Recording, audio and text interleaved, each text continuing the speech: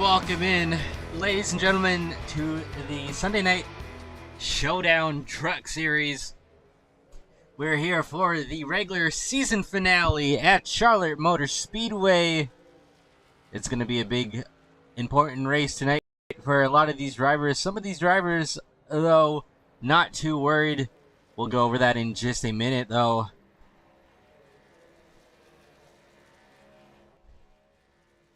We're currently just wrapping up the qualifying, so as we prepare for tonight's race, it's really going to be an intense battle all the way out through tonight's race for some of these drivers. Some of these drivers who are right below the cutoff line, one being Jim Foskett, who is only 1 point to the good. That's going to be something that we'll have to watch all night. Yeah, that's going to be a fun battle to cover all night long as we have 200 laps in this race. Something I'm really looking forward to is seeing how the track changes throughout the night, as we are supposed to have a day-to-night transition in this race. So I'm very excited to see how everyone handles the truck later on into the night. Yeah, and we talk about transitioning, and that can be a big swing for a lot of these drivers. I mean, especially right now.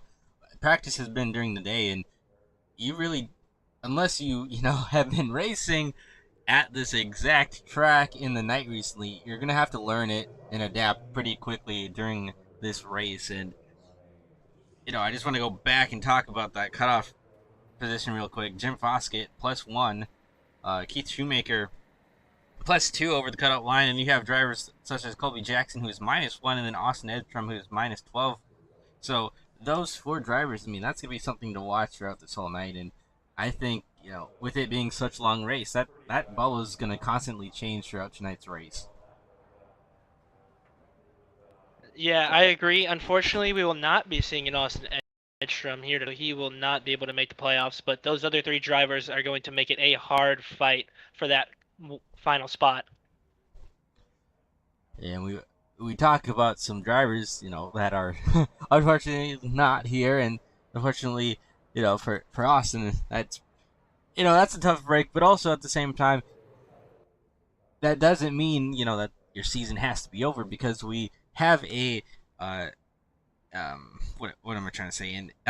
In season Speedway challenge that is kind of going to be starting up here, and that's going to be something that we're going to have to watch out for as well. So really, just because you might not be in the championship playoffs doesn't mean you're not racing for something else. Yeah, I agree. There's a lot still to race for in the Sunday Night Showdown series. These guys are all racing for something. And we thank Jordan Berry for that in-season challenge as well, bringing it to the drivers who don't make it in. We're turning our attention to the race, as these drivers are currently getting on the grid, as we're just moments away from taking the green flag. But let's go ahead and switch over to our race mode here.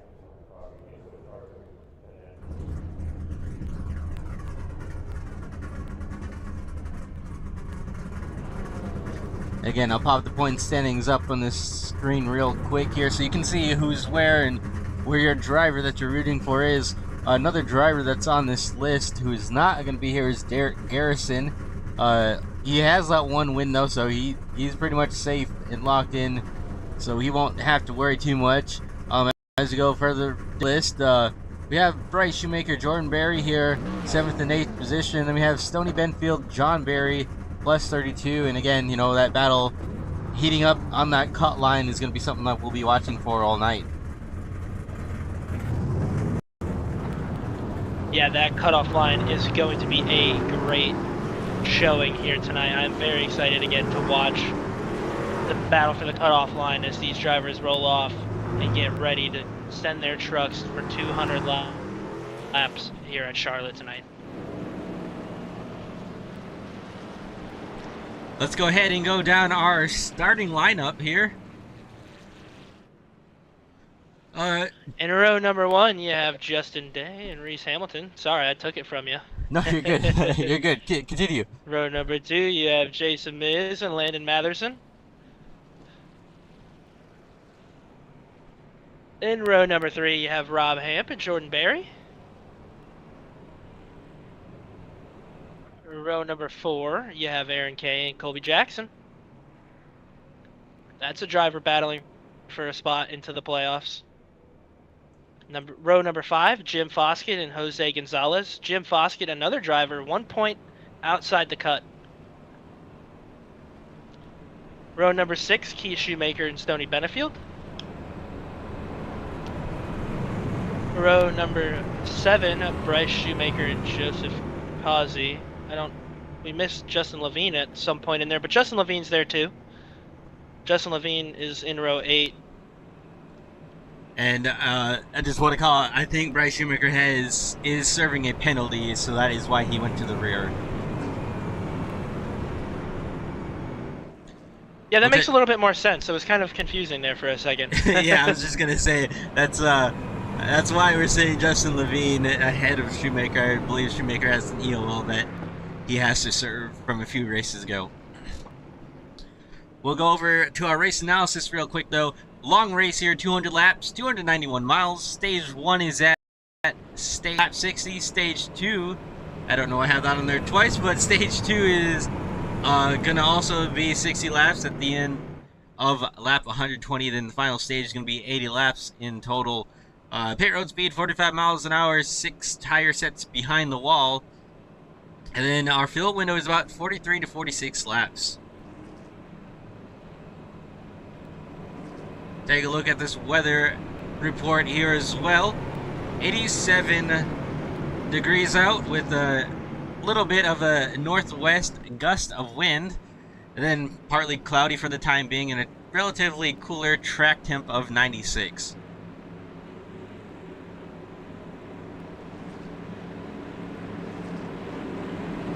Getting ready for the start of this race, the regular season finale. Field in the hands of Justin Day. He's going to lead him off, and we are racing here from Charlotte Motor Speedway.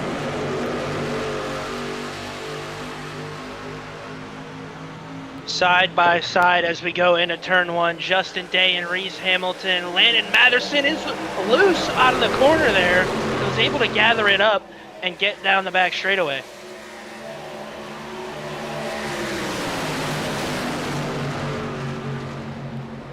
Right now, Justin Day with a pretty decent lead.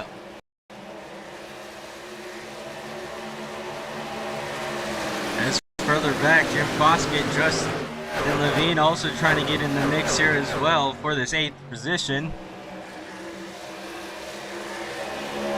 Jim Foskett, another driver in that battle for the cutoff. Is Reese Hamilton down the back straightaway had a little bit of trouble with Jason Miz. But anyways, going back to Jim Foskett, he's battling that guy you see in your screen right there. The 73 truck of Colby Jackson is his battle. And these stage points will matter between Jim Foskett and Colby Jackson as well.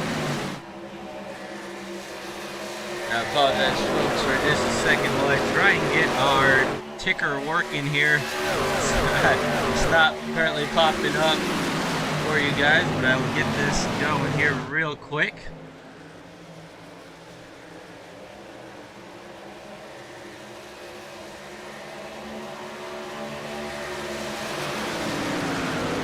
While he gets that going, the fuel strategy tonight is about 42 to 45 laps.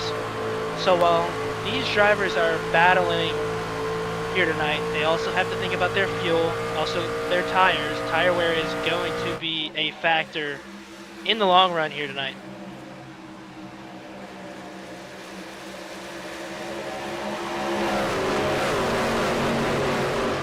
Justin Day still leading here. Colby Jackson going to the inside. And Colby's looking to take the lead here into turns 1 and 2.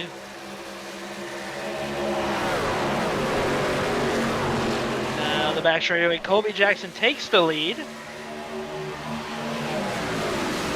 Rob Hamp is sitting in 5th. Colby Jackson in the lead. Justin Day in 2nd right now. And what a run for Colby right now. He definitely is looking to get some stage points here tonight. It is only lap 5. There's still a lot of laps to go here, 60 to be correct. But man, he is taking a charge early. Yeah, and Colby Jackson, I mean, we've seen him time and time before where he's been electric on these restarts and start of the races, and right now continuing to prove why he can be a factor with these race wins right now, out ahead of the fields. And I mean, Justin Day still hanging right there with him, but Colby Jackson to go out here and take the race lead is really, you know, like you said, proving that he is here to get some stage points and be a factor in these races. Yeah, it almost makes me wonder how much he's saving of that tire, because you definitely want to save tire. There's a lot of laps left. If he uses his tires up too quickly here, it could cause problems going to the stage.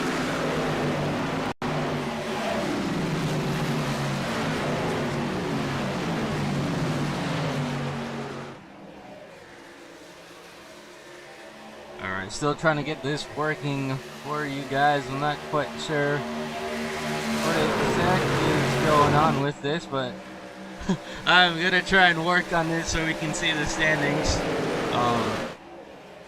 Rob Hamp, 5th position, got a little bit of a wall right there, and you know that's also gonna be another point that we'll have to watch out for, is that turn 4 wall can be a really detrimental place for some of these drivers. It can come up really quick. Yeah, I was gonna say the one thing about this track is that these walls come up very fast, and they almost scare you a little bit when you're pushing it too hard. And the walls do not play.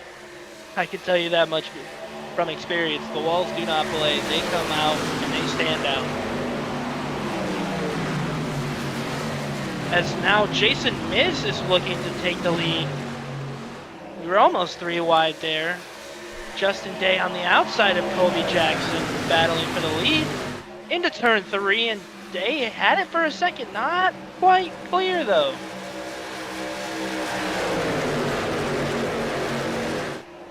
Still going to be side by side down the front straightaway. And Miz is pushing ever so hard. Miz wants to lead a lap, I think. That's awesome to see from Jason Miz. He had nowhere to go in the front straightaway. Tried to give a little bit of a shot to Colby Jackson. And now he's going to slot back in 3rd position, trying to work his way around Justin Day going into turns 3 and 4. Justin Day running a little bit of a higher line and able to defend off Miz, as behind him Hamilton had a little bit of a moment right there, and he's going to get swallowed up pretty quickly and lose a few positions to Levine and maybe even Masterson as well.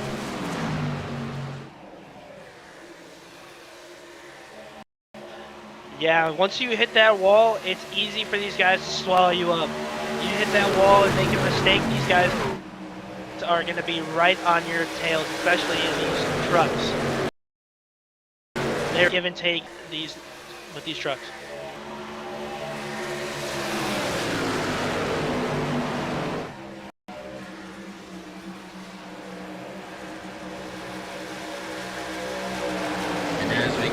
On through this race, you know, Matheson, we got a wreck! Able to hang on to that one. There has to be some significant damage to that 8 truck. So he slapped the wall pretty hard off of 4. Yeah, he hit that right side pretty hard, and you know, last week's struggles at Watkins Glen, just not really able to find speed in that race truck for a majority of that race, and currently running 6th position. Definitely not a deal breaker, you know, like we're saying, this is a long race and there's still going to be plenty of time for any issues to get fixed on that race truck, but that's definitely going to be something that team is going to have to watch out for in these next couple of laps and see if there is any major damage under the truck. And I said off before, I meant down the back straightaway, but nonetheless, the one guy I've seen struggle so far after that incident was Rob Hamp. Rob Hamp got into the wall a little bit off of 4 after that incident when he was battling with Joseph Kazi. So we'll see if Rob Hamp can bounce back from early struggles and get some good points here.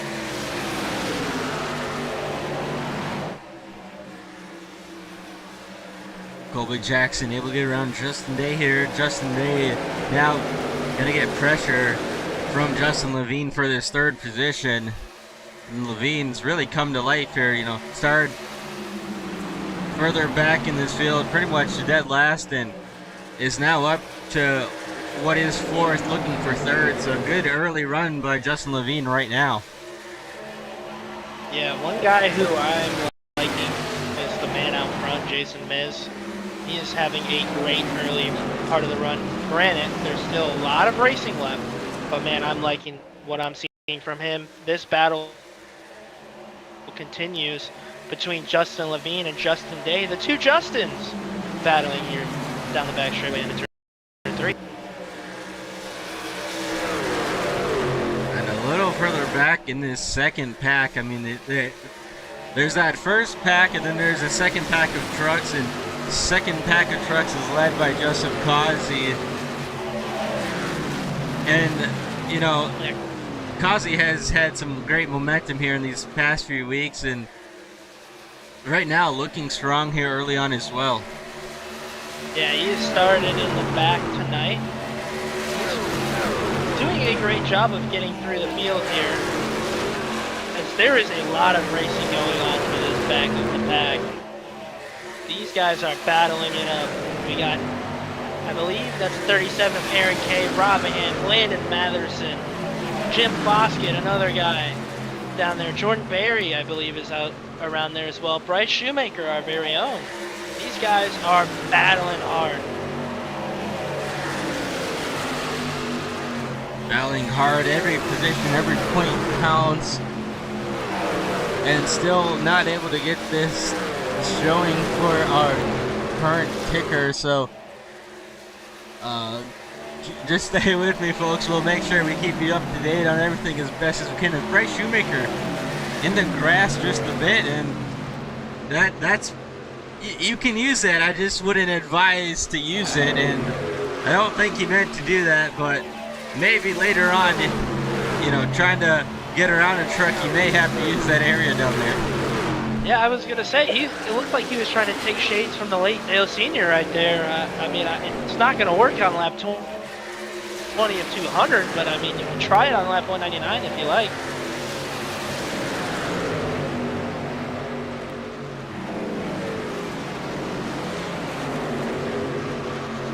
All right, well, we're gonna go take our quick break right here, and we'll be back in just a moment. But you guys, when you come back, hopefully we'll be able to give you guys the ticker here to work with and be able to see where your driver is. But we'll be back in just a second.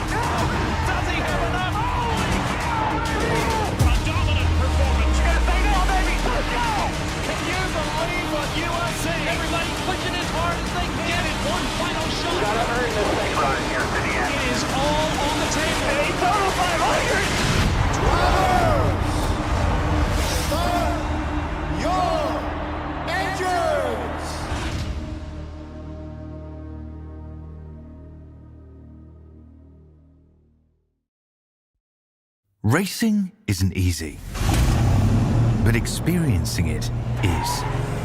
iRacing puts you in the driver's seat with the industry's leading sim racing game. Drive on laser scan replicas of the greatest racing circuits from around the world. Go head-to-head against other drivers chosen by skill-based matchmaking to ensure competitive racing at every level. Compete across all your favorite series. In officially licensed cars, engineered to deliver the most accurate driving experience possible.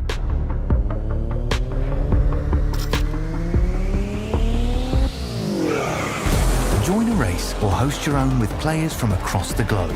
Race against the computer or in a league with friends.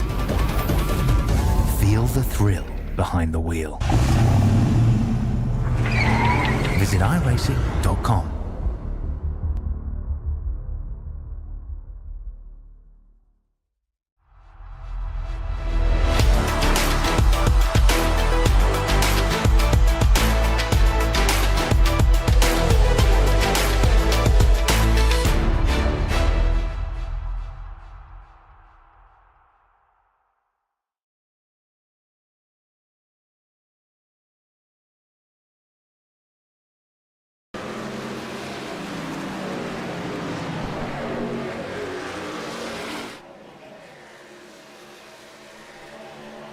Alrighty, welcome back, ladies and gentlemen, to the Showdown Sunday Night Showdown Truck Series.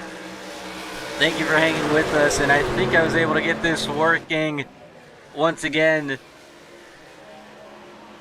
here at Charlotte Motor Speedway for the season finale. And right now, Reese Hamilton with the race lead, Jason Miz in second, Colby Jackson has fallen back to third, but still very impressive run by all three of these drivers out front. Yeah, these guys are wheeling and dealing out here. Left 29 of 200. Jason Miz is looking to get the lead back. Oh, Justin Day gets into the wall! And that is massive damage for the 24 truck. And he's going to be able to keep it going straight once he completes his journey through the grass. But that is heavy contact, and like you said, that is going to definitely hurt his night. I mean, he's going slow down here. I don't think he'll bring out a caution, but for sure we'll need to bring it down pit road. And we do have one fast repair in this series, but you don't want to have to use it this early in the race. Yeah, using a quick repair this early in the race is not good, and he's definitely going to have to use it. There is not, I wouldn't expect him to not use it here, but using it early is something you don't want to do, especially when there could be chaos later on in this race. So Justin Day gonna work his way down pit road as I continue to have things just not be able to click. There we go. So we'll go back to the race lead. It's just been an unfortunate night for the start of me in this broadcast so far, but you know, like I've told the drivers, or like we've said to the fans out here, it's gonna be a long race, so hopefully everything can, you know, start to work itself out.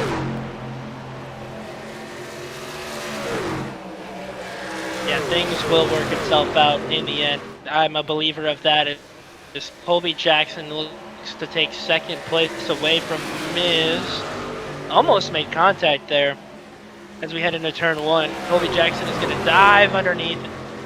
He's going to really use that corner, try and get side by side with Miz down the back straightaway. Miz is going to have that run down the back straightaway, but Colby wants to be able to enter very low and get the run off. Get a better run off than Miz does on the top. And we're seeing some of these drivers utilize that highest side, and you know, being 33 laps into this run, I'm not surprised by it, and I do think it'll definitely, you know, the more and more this race goes on and you start to transition to the nighttime, I definitely think you'll see more drivers up there. But not every driver is 100% comfortable with being up there, and you'll probably see some drivers try and run a little bit lower to either save tire or just be more comfortable as Jason Miz is going to come down pit road here and be what I would think would be at the start of a scheduled pit stop. Yeah, I think he's looking to pit here for the stage. Again, 42 to 45 laps, the fuel run. So not quite enough to make it to the end of or to get to the stage. So I think he's gonna make a short pit here and maybe try and do some weird strategy and get ahead of these guys.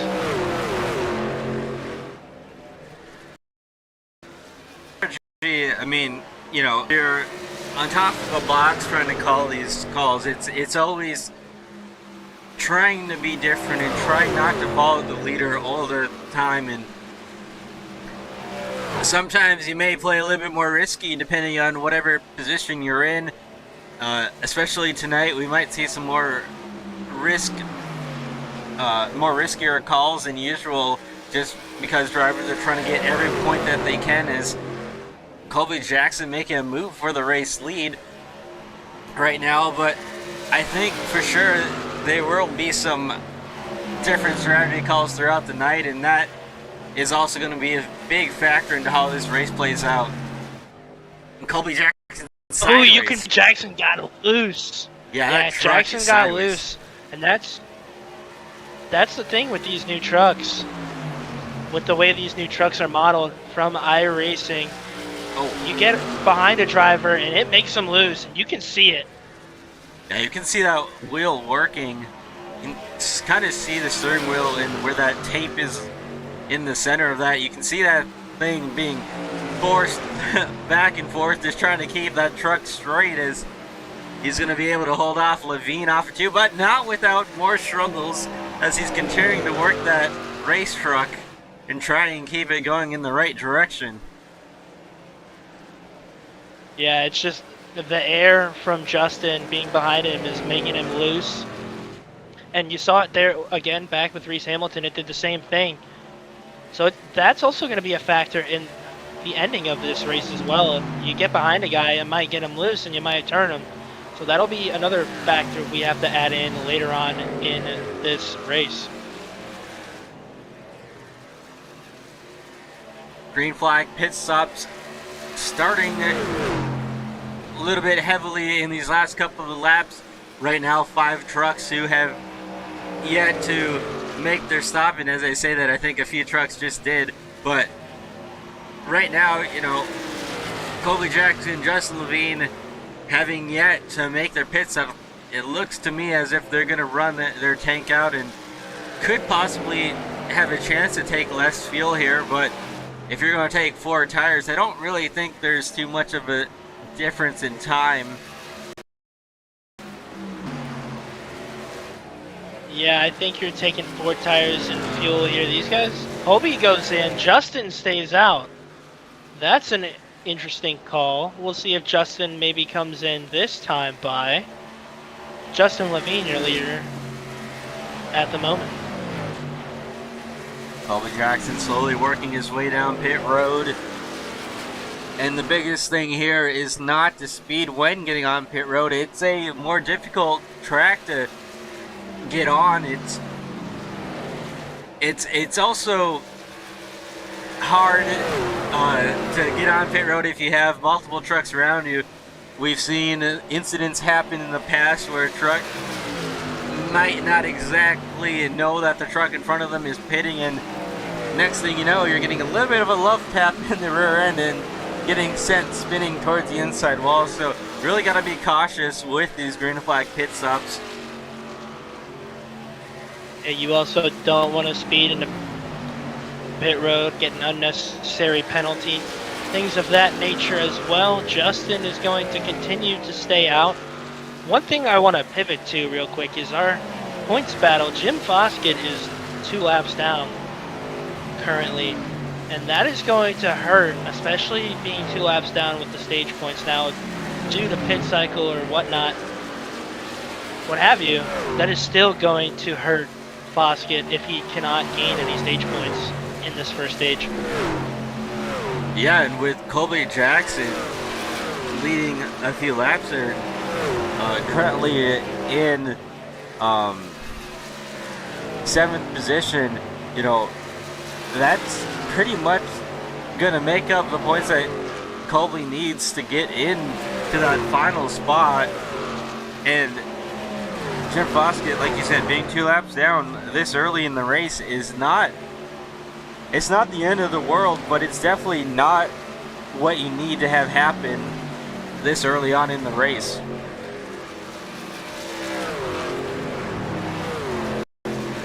Now Justin is pitting. Justin is our final pit stop, so that'll cycle, I believe, Jason Miz to the lead, and Kazi in second. And Kazi hot on the heels of Jason Miz as Levine works his way down pit road. We'll have to see what Levine can do here when he comes off of pit road with these tires. Again, pretty significant difference between these strategies, as Jason Miz and Kazi have been out here for already 9 laps. So I wouldn't be surprised if Levine can start reeling those guys back in, but these guys are heading into turns 3 and 4, and Levine is just now coming off the exit of pit road onto the back straightaway, so he'll have some time to work out. Yeah, and one guy who is on a later strategy, Colby Jackson, going to be hunting down these guys. It'll be quite the interesting scene if Colby Jackson is able to make his way back up and fight for a stage win.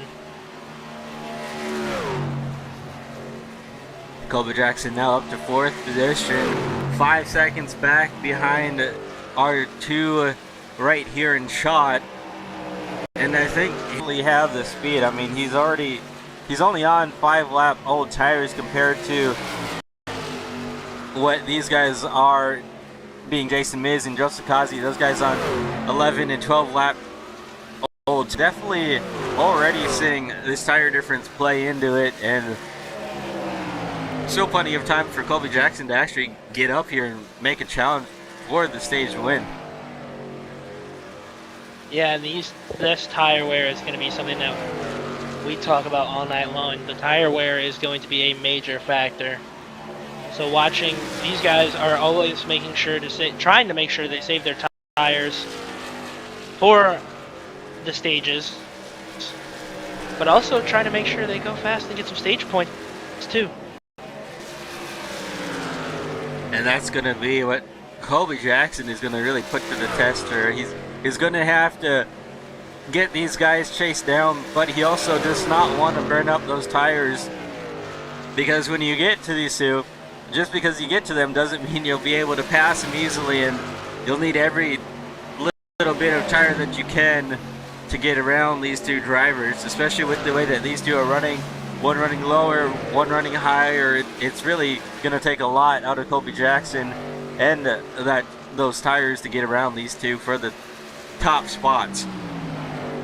And you know Kazi isn't going to make it easy to pass for Colby Jackson, so he is definitely going to have some work to do, as he is making his way closer to them with 10 laps to go, I believe, in the stage. 11, I think. I think it's 11. Yep, Excuse 11. me. No worries. But Colby is making a run for it. That is certain.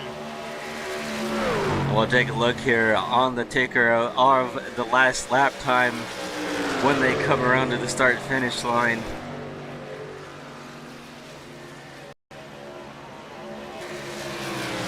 So the last lap time, Kazi ran a 31.945. Colby Jackson with a 31.5. So definitely a little bit quicker, and still has plenty of time to make up that time, but he's going to need to focus in and not make any mistakes here within the next 10 laps.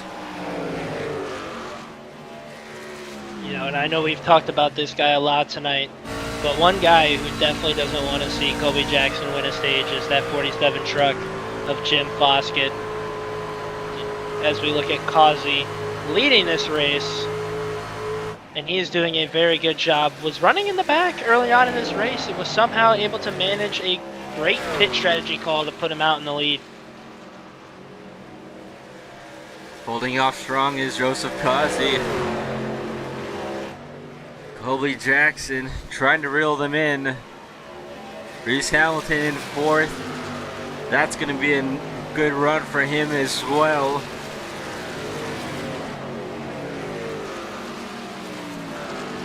And further back, Justin Levine going to work around Jordan Berry for the 6th position. Remember, Levine was the last truck to come down and play this strategy, so a little bit more ground that he has to make up than some of the other drivers like Colby Jackson and Reese Hamilton, who pitted a little bit later, but so far able to rebound into 5th position and still could at least probably get 1 or 2 more trucks if he really wanted to push it, but these laps are counting down very, very quickly.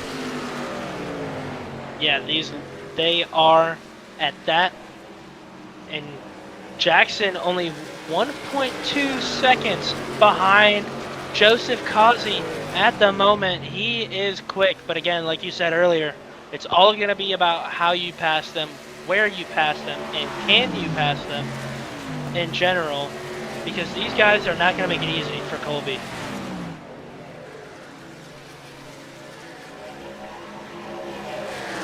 Colby Jackson getting bigger into the frame. You can actually see him now in the shots, and he is hungry and not gonna let this one go without a fight. No, he wants those stage points, and you know, a stage win is big for him here, especially again with him being only -1 to the cut.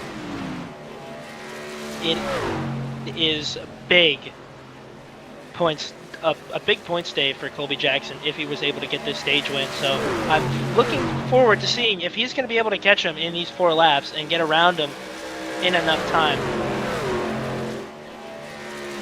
And now the other thing we'll also have to watch out for between Colby Jackson, Keith Shoemaker, and Jim Foskett is Jim Foskett is 1 lap down, but if you look ahead of him in that 14th position, that is Keith Shoemaker, and he's not getting any points here either, being in that 14th spot. So that could also shake things up depending on how Keith's night goes here.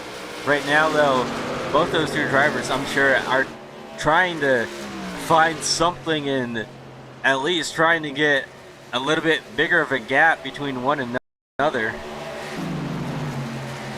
Yeah, they are, and there's nothing they can do. These 2 trucks behind them are on the freshest tires. Colby a little bit less fresh than Justin, but Colby on some fresher tires compared to Miz and Kazi. He is going to make the pass, go to the bottom side. We're going to be side by side in turns 3 and 4, and he's going to get second. Can he get the lead? He made that pretty quick, trying to throw a block there down the straightaway. Aggressive move, but that's what you need to do if you're Colby Jackson.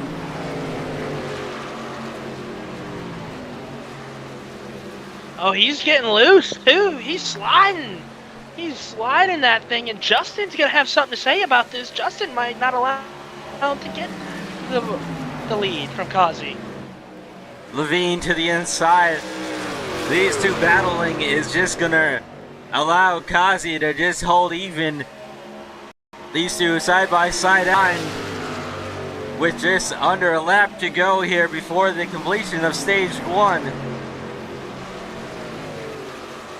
Yeah, and that was huge. That slide was huge for Colby. That kind of cost him time, and it was opened the door for Levine, and Levine was able to get second. Levine's going to try and send it in to get the points, the stage point lead, the stage point win. Trying to find my words there. They're wrecking! Levine through the grass. Kazi around as well.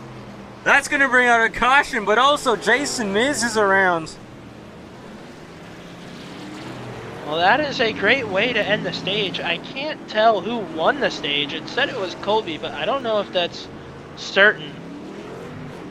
Jason Miz, hopefully, it didn't look like a lot of damage on Miz's truck, so hopefully he doesn't have to use his fast repair and can keep on going here. And a crazy finish and turn of events right there out of Jason Miz, Joseph Causey, and Justin Levine. Both that starting with Causey trying to throw the block on Levine and be aggressive to get that stage win. And like you said, I don't think any of these drivers actually came out with a lot of damage, although those tires are definitely going to be hurting. And it doesn't really matter since they should be pitting here at this stage. But depending on where it cycles out, you know, this is going to be somewhat of a game changer. And we'll take a look at it and see exactly if there's a better look at it.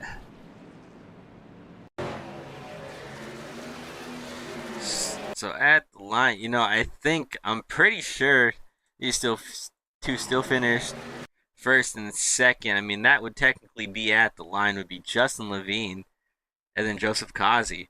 However, if there is any rule on them maintaining position, did they maintain position to hold it off?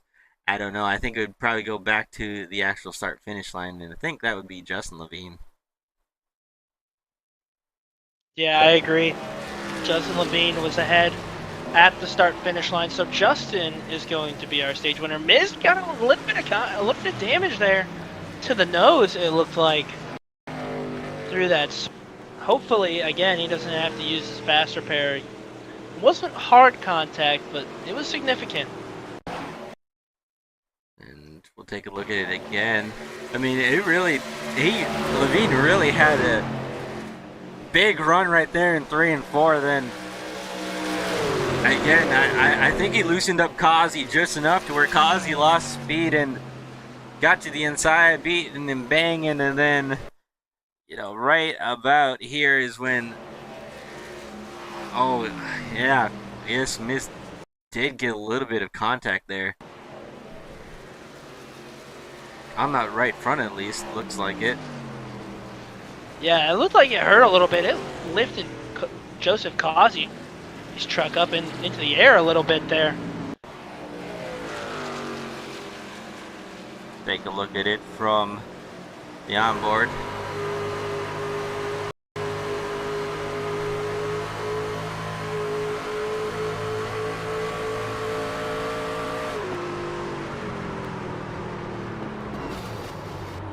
Yeah, I mean, it definitely sounded like some heavy contacts. Thankfully, didn't hit the wall again on that inside wall, but I'm curious to see what actual damage there is to it.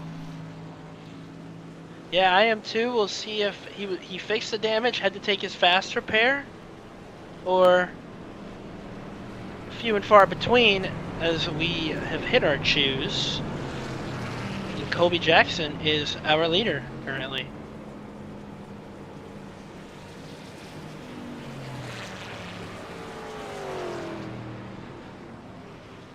And that really kind of shuffled up the front of this field. I mean, you just took out 3 of the trucks that were running in the top 5. And that's going to, although they're not too far back, they're going to have to work their way through the field again here. And really, the only one who got through that pretty lucky was, you know, none other than Colby Jackson, who really needs this position and this run to continue on with how the points are playing out. But that really shook up the top 5 to 6 trucks here. Yeah, that was a definite shakeup. There was a lot of things happening there. That was a pretty aggressive run, and hey, you know what? If that's how they're going to race for a stage, I'm here for it. Give it to me all day long, because that was awesome. An epic way to end a stage. No harm, no foul. Getting ready to take the green flag once again. Colby Jackson leads them off and away. We're racing once again.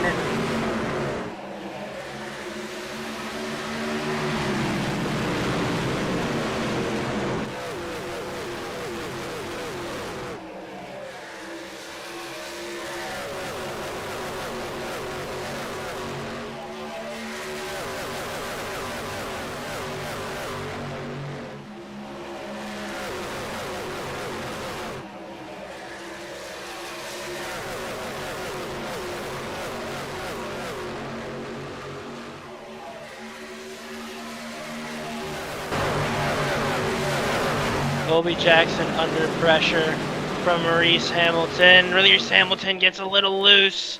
Jose Gonzalez, a newcomer, as far as I know. I believe he's done a few races, but he's definitely not run a complete season. And Hamilton had his hands full off of two right there, with both those trucks being behind him and to the inside. A great job to hang on to that, but that was a pretty decent handful for that Ford truck. Yeah, he was loose all over the place there. And look at our very own Bryce Shoemaker on the inside of Reese Hamilton and takes the second spot away. Bryce Shoemaker with a strong run, looking to the inside in the 3 and 4. See if he can make a move there to get that second spot away. But Bryce looking really strong here early on.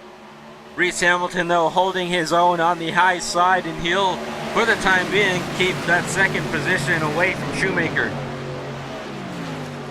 Yeah, if you're Reese Hamilton, though, you've got to worry about your tire wear, because running up on the top side for too long will eat those tires up quickly. So if you're Bryce, I would just stay on the bottom, keep racing him, and there he goes to the bottom. Yeah, he knows. He can hear me somehow. Yeah, you know, it's funny. Sometimes, oh, big slide right there for Jordan Berry on the straightaway. But it's funny how sometimes when you say something, that driver will do exactly either the opposite or the exact thing that you're saying. And I don't know what it is, but they've got some sort of like spidey senses within those trucks. Yeah, they did, but they were swerving a little bit down the back straightaway there. Hamilton and Shoemaker. Hamilton got a little bit of contact with the wall, as now we're going to go back side by side. The 54 truck of Bryce Shoemaker and the 4 of Reese Hamilton, with Jose Gonzalez in tow. I'm noticing a lot of squirreliness out of this Ford truck and not really able to keep that truck underneath him, as he's trying to now look to the inside of Bryce Shoemaker for that second position and trying to get it back. But Hamilton really struggling to keep that thing underneath him on that high side. We'll see if maybe this bottom lane works a little bit better for him. Yeah, it almost makes me wonder again how much tire he's using. Because he has to be using a lot of tire, especially with the way his truck is sawing back and forth and rocking back and forth down the back straightaway. And him not being able to take it, but Miz with a big dive behind him, 3 wide in the turn 3. Rob Ham, Jordan Berry, and Jason Miz, 3 wide. Jordan Berry hanging on to that race truck, able to slide up in front of Rob Hamp and hold off Jason Miz as well, but he's got some hungry drivers directly behind him.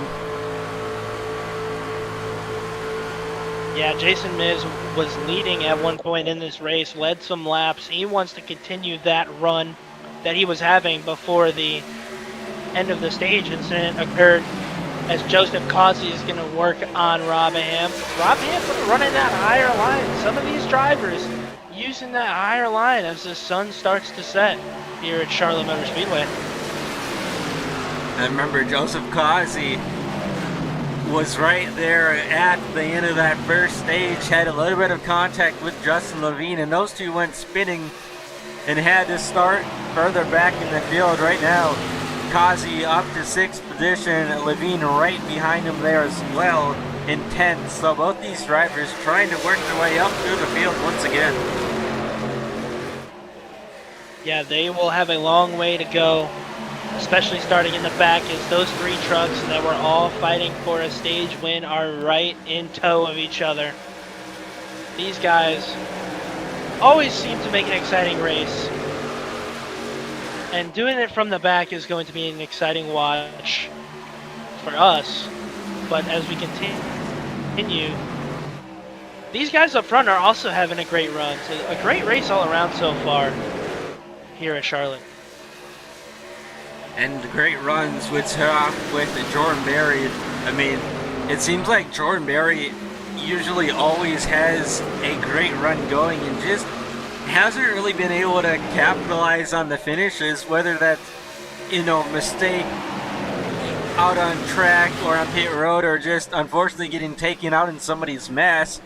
Right now, though, 75 laps into this race, running in this 5th position. He's looking really good in that 7 truck. Yeah, and you saw it last week at Watkins Glen. Jordan Berry made a mistake and was able to gain the ground back that he made from his mistake. So I think with no mistakes here, Jordan Berry is going to have a fantastic run. Jordan Berry, you know, being within this top 5 going now to 4th, I think this is a really good confidence booster. You're moving yourself up through the field. You haven't had any sort of issues yet, and I don't want to jinx that, but you know, if he's able to get up here and contend possibly for the 2nd or even the race lead at one point or another, I think he could definitely be a factor for the race win. And you see Bryce Shoemaker going to the high side now, trying to make a pass on Jordan Berry. These guys all in line with each other. Side by side, Bryce Shoemaker looking to make a pass, and he hits the wall. That's going to happen when you run the outside sometimes. And that was a pretty decent hit on that right side. Again, that's the 2nd incident we've had with the driver hitting that turn 4 wall, and it really comes up on you pretty quick. And you know, it might not look like a lot of damage from our point of view, but I know from me hitting it or from seeing other drivers hitting it, it can actually, you know, offset your race truck or race car, whatever you may be in, and can affect your handling on those cars. So definitely going to have to be something that you'll have to watch out for if this continues to happen.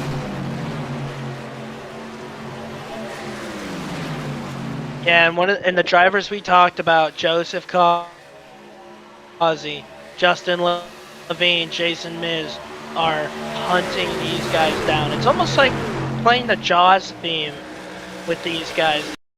These guys are just their way for the front, slowly but surely. This pack of trucks right here, all trying to get back up to our race leader of Colby Jackson, who is out front and has been out front, and these drivers continuing to race hard. Jordan Berry put 3 wide in the middle.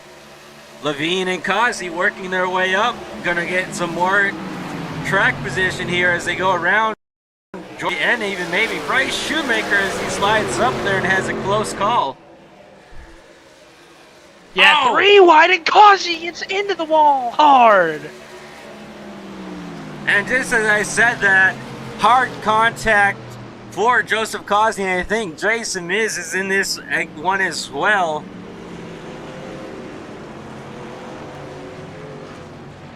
It looked like Shoemaker had very significant damage and was not able to bring it around.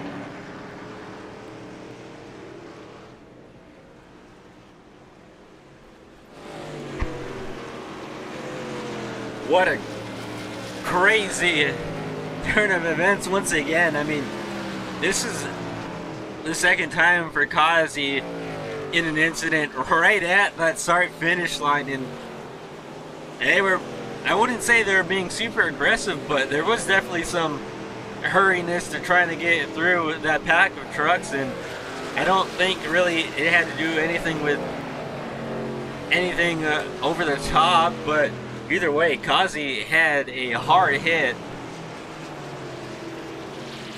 Yeah, Causey, Bryce took a hard hit. There were a couple other drivers that took some hard hits in that as well.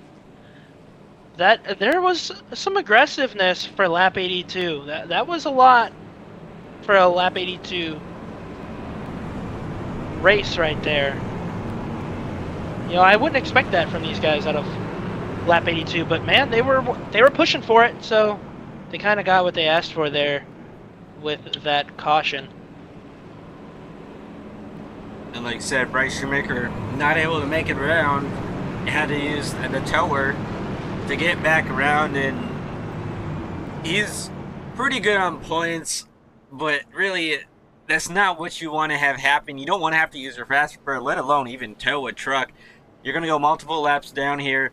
Again, it is 82 laps into a 200 lap race, and we have at least another stage caution here, but really you don't want to have it happen this early on And just in general, you don't want to have something that big happen in a race like this that is really important. Yeah, we had one truck stay out.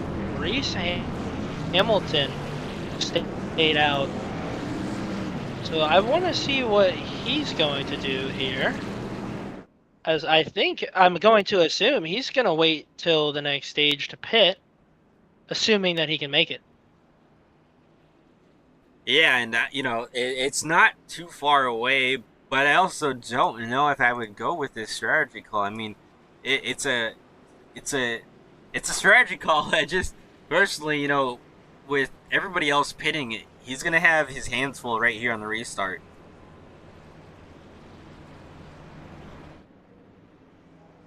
Yeah, these guys are going to eat him up. I mean, we've seen it all race long on what they can do on these newer tires. So Hamilton's going to get eaten up here.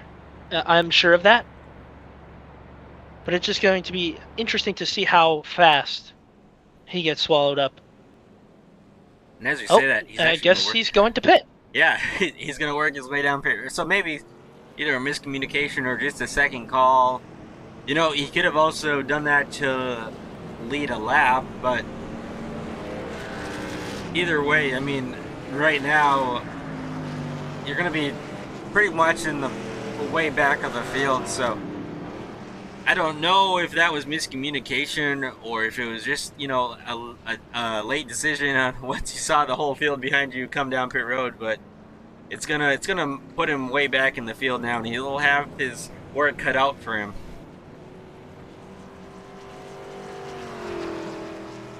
He is definitely going to have some work to do in the back of the field. And I want to give a shout out to that 75 truck of Stony Benefield leading this race. We haven't seen much of him all race long. So shout out to him for leading this race. Now, hopefully I didn't jinx it and he, you know, has something bad happen to him. But looking good so far out there for the first time tonight.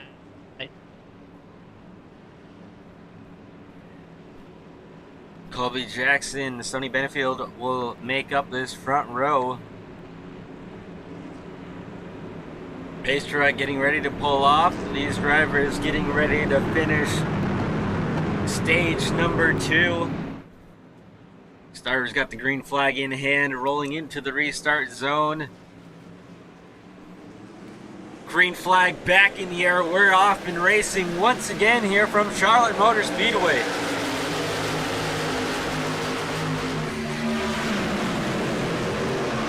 Colby Jackson going to use that high side and get the lead quickly from Stony Benefield. Justin Levine in tow from Colby Jackson, and we are going to see a little bit more aggressiveness here, but all these guys are running the top side. Yeah, a lot of these guys running the middle to the top side right now. And look who's in second place. It's none other than Justin Levine.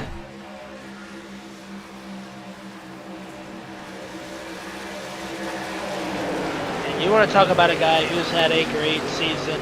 Justin Levine is that guy. Now, he hasn't had as great of a season as Joseph Causey in a 3 truck, but Justin Levine has been putting on a season in this Sunday Night Showdown series.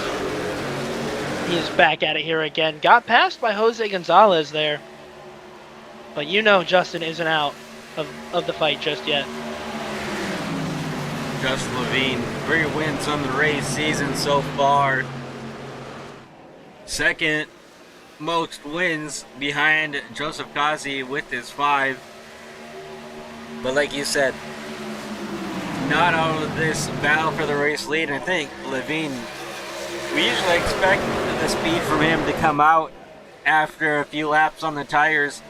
Kind of lets these drivers settle in, as Colby Jackson being aggressive on Jose Gonzalez for the race lead.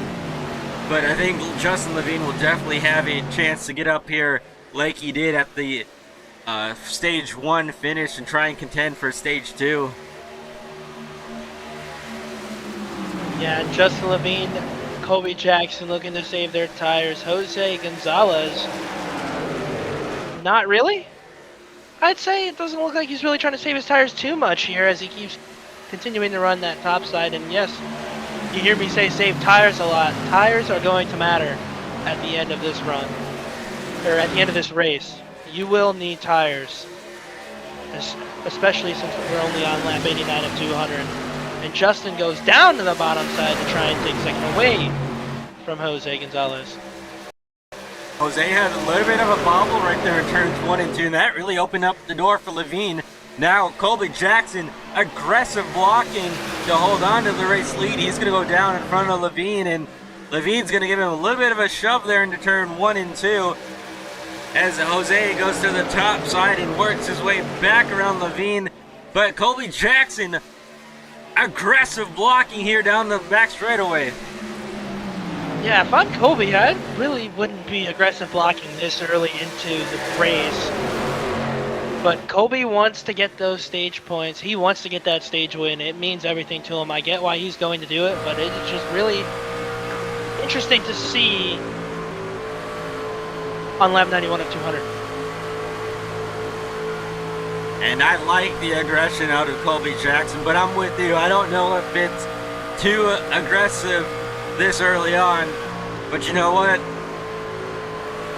Colby Jackson, there's a reason why he's leading, and it wasn't from being nice and super patient. So right now, he's out front, he's controlling his fate and his destiny. We'll see if he can hang on to it as he continues to be super aggressive on Jose Gonzalez for this top spot. Yeah, and it doesn't surprise me that Colby Jackson is being this aggressive this early, knowing him and racing with him. Colby is a very aggressive driver, so it is not a surprise that he is being this aggressive early on. As Justin Levine again is going to try and make a pass on Jose Gonzalez. Can he make it stick? It really doesn't look like that bottom side is going to work for passing here as we get late into this run.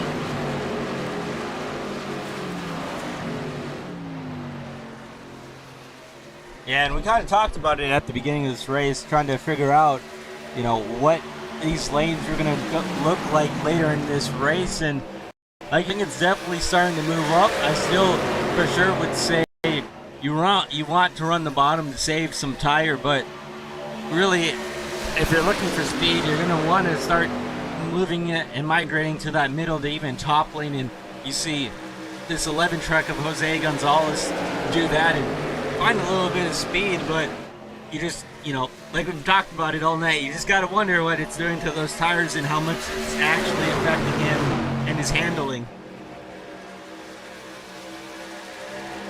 Yeah, he is not saving any tire by doing this at all. It is going to hurt rather than it is going to help. But for now, he will stay second. Ozzy is there as well, so there's a lot of positions to lose here. Especially, again, we have that second stage at lap 120. There are a lot of positions for Jose Gonzalez to lose here rather than for him to gain running this top side.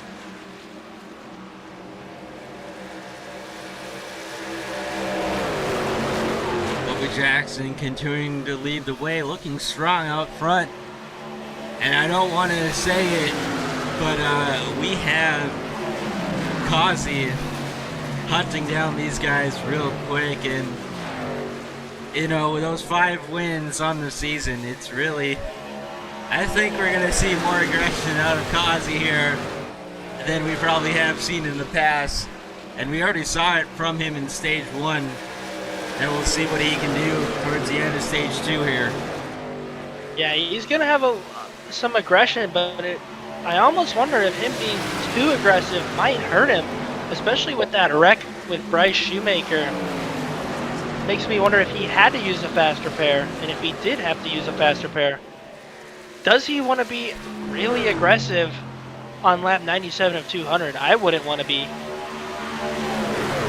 Yeah, this is a good point. You know, the drivers having one fast repair, it gives them a little bit of lenience to go up there and maybe have a mistake or get caught up in something, but once you get caught up in a wreck and you need to use that fast repair, it's really, up to you on how you want to risk your race and what you're willing to do, because at that point you know that you no longer have anything to rely on, and if you get in something like we saw Kazi getting before with that heavy hit, your race is pretty much over.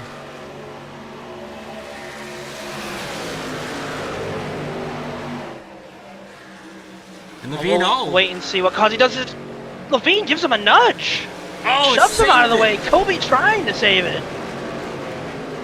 Levine said it was go time, and here comes Kazi to the race lead. He's going to clear Levine and Colby Jackson.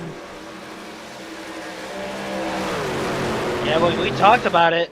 Levine was eager to get around Colby Jackson, but what that did now is hurt him, because now Kazi's in front of him, and he might have to do the same thing to Kazi. And you wonder what that does between those two drivers. You know, long race, and even though we still have about 100 laps to go, the one thing that, you know, a lot of guys say is drivers never forget. As we have a wreck in the back, and I think that's Jose Gonzalez. Yeah, we talked about it. I wonder if it stems from him using those tires up too soon. We couldn't really see what happened there, but that's what I'm going to assume was part of the reason why he wrecked here. And it doesn't look like there's any significant damage on that racetrack. It looked like he might have just barely, and I mean, like, averages maybe kissed the wall, but I don't think there is any significant damage on that racetrack. So that could be a really good benefit to him. Now, the question is, do you make a maybe ballsy-ish strategy call and come down pit road here, or do you stay out for these next 20 laps? Yeah, I see a lot of these guys staying out here, but we'll see. Maybe I'm wrong.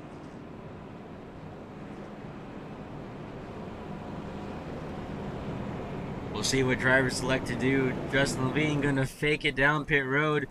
Rob Hamp going to be the first taker. Then Jose Gonzalez, Jordan Berry, Landon Matherson, and Stoney Benefield. So no surprise out of the 11 truck after he just went for that spin. But the field pretty much split that strategy call right there. Yeah, if you're Jordan Berry and you're Landon Matherson, you are looking for any way to gain spots, especially if you weren't having the greatest of runs there at the back half of that run. These guys want to make up spots, so they're going to try and find a way to do so. And, you know, you got 6 sets of tires. Take one here, and you'll be on your way. Now we'll have to see what these drivers are going to do with these last 20 laps in this first stage. Again, the aggression level is definitely going to be higher for some of these drivers. Some of them trying to go for stage points, trying to either put the distance between their competitors on points and try and grow that, or just trying to close down the gap. And we've already seen the stage 1 finish, which is pretty chaotic. We'll see if this stage finish brings us anything new, or if maybe we see a little bit calmer finish. But I think it's probably going to be pretty ramped up here for this stage finish.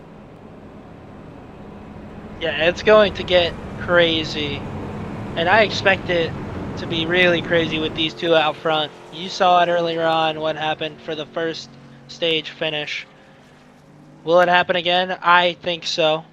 Now, it might not end up in a wreck, but I think we'll see a good finish here to the end of the stage.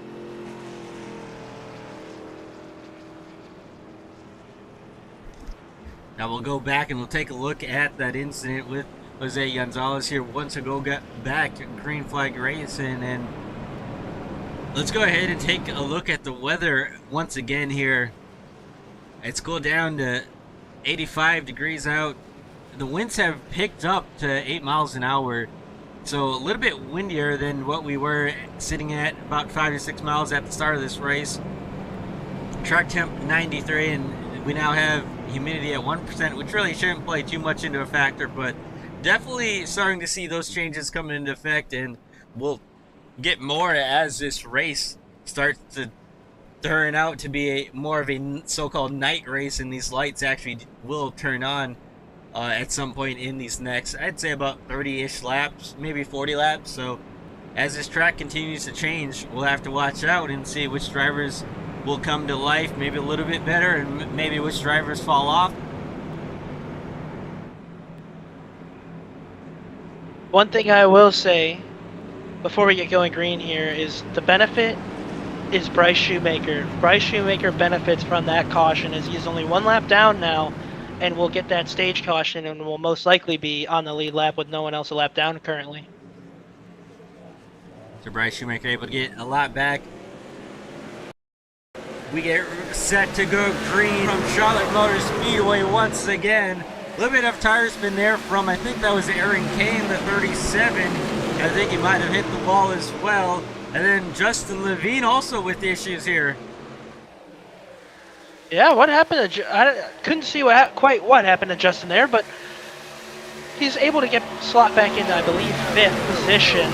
So not too big of a loss here. But still, that hurts. That is going to hurt you, especially with the pack behind you charging.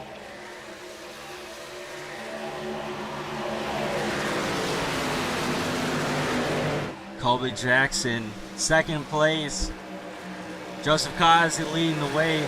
First truck that is going to be on tires is that 8 truck of Landon Matherson. He's in 6th place currently. We'll see what he can do with these next 16 laps. Rob Hamp, another one of those on fresh tires. Side by side, they're going to battle. Matherson and Rob Hamp. These guys are making a charge in the front. I don't know. I think Stoney Benefield was also another one of those on fresh tires. One of those guys on fresh tires as well. So those two were able to just bypass Landon Matherson, and they're going to make a run for the front. Yes, Stoney is one of those drivers on a little bit fresher tires.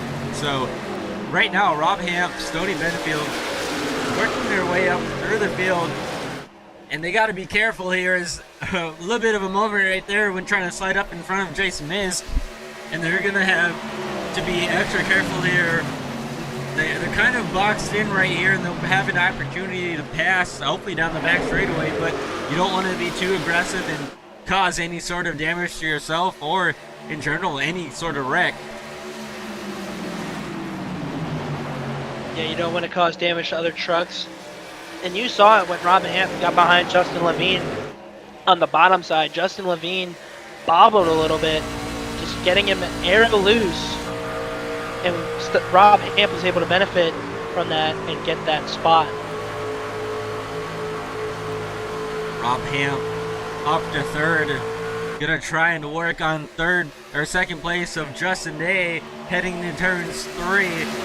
They should be able to clear him pretty quickly, then that'll put these two in 2nd and 3rd position, and they'll have their eyes set on Joseph Cosley for the top position. And again, I think it's going to be a pretty quick and easy pass, and it's going to come down to Rob Hamp and Stoney Benefield to really decide about this stage win, as it looks like they're going to split him off of 2. They were going to split him, but Rob Hamp was able to get the run off turn 2 on the top side and take it. Man, these guys are making quick work of the field. It was like nothing. That was like cake. They made it easy. That was impressive. That was an impressive run, and definitely something to go back and watch at the end of this race. That was pretty insane how quickly they were able to make their way up through since the restart.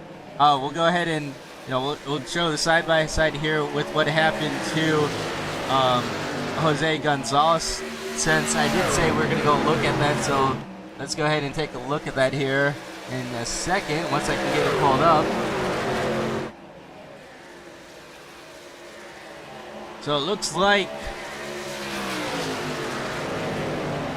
Colby Jackson might have helped Gonzalez around just a bit, which then sent Gonzalez spinning, and a little bit of rear end contact with the wall, but it doesn't look like really anything significant that he couldn't get fixed. So that's what brought out that caution there and has set us up for where we're at now.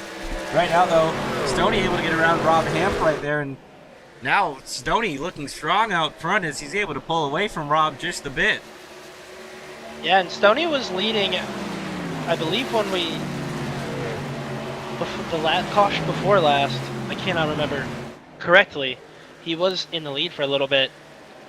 So not surprising that Stoney Benefield is back up front, especially on those pressured tires, and it's crazy to see all these a little bit.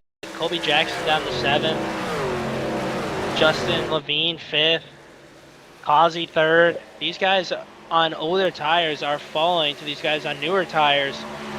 The only person that hasn't made the newer tires work is the 8 truck of Landon Matherson, who's actually lost spots.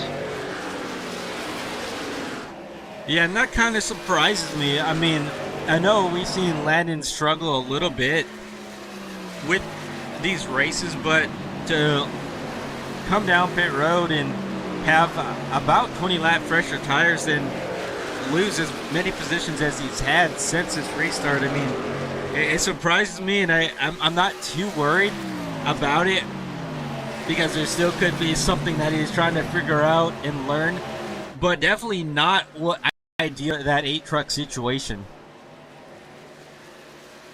Yeah, and Landon's a quick learner. He'll continue to learn and figure out what he needs to get done in that truck as Justin Levine goes side by side with Justin Day. Again, the two Justins battling here for the 4th position, and Levine is going to make quick work of that and say no more. And this is kind of where we've seen Justin Day struggle a little bit more than the rest of the field. Once these guys get into a run with about 15 laps on a set of tires, he really starts to just lose that front end handling, and I think if anything he's probably getting tighter than some of these other guys. Doesn't really look like he's handling with any looseness, so you know, Levine able to continue his long run speed up while some of these drivers continue to struggle on the longer runs. He's slowly working his way up through the field, and right now looking pretty good. Yeah, and he just got passed by the guy we've been talking about a lot tonight, Jose Gonzalez, making a great run for himself, getting himself noticed, I will say. I'm not accustomed to Jose Gonzalez. I haven't really been around Jose, but man, he has been showing today and impressing today. And he is one of the drivers on those newer tires, 15 laps on those tires. And now he won't have enough time before the stage ends to get up there. But I do think that that speed out of that race truck and that driver tonight has really, you know, like you said, he's shown up and he's really put himself out there to be a contender. And depending on how this race goes, I think he'll definitely have something to say before this race is over. And right now, you know, like I said, not able to probably have enough time to chase the 2 trucks down in front of him down, but still putting up some really good lap times compared to the 2 other drivers.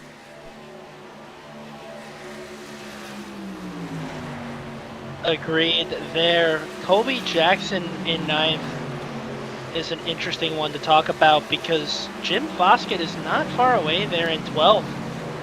So Jim Foskett could gain some points here. Now, is it going to be possible? It's looking like it could be here. I don't think it's going to happen, but man, that hurts rather than helps Colby Jackson there. Yeah, you know, I would say it's not impossible, but we did see what happened at the end of that stage 1 finish, so anything is really possible as we have a race for the race lead on what will be coming up on the final lap of the 2nd stage.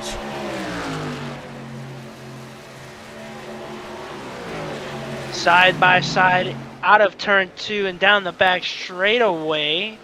It's going to be Stoney Benefield and Rob Hamp just dead even. There's no one dead even right now. Rob Hamp is out in front by a little bit there, and Stoney Benefield is going to make it even again. Getting set up for another great stage finish.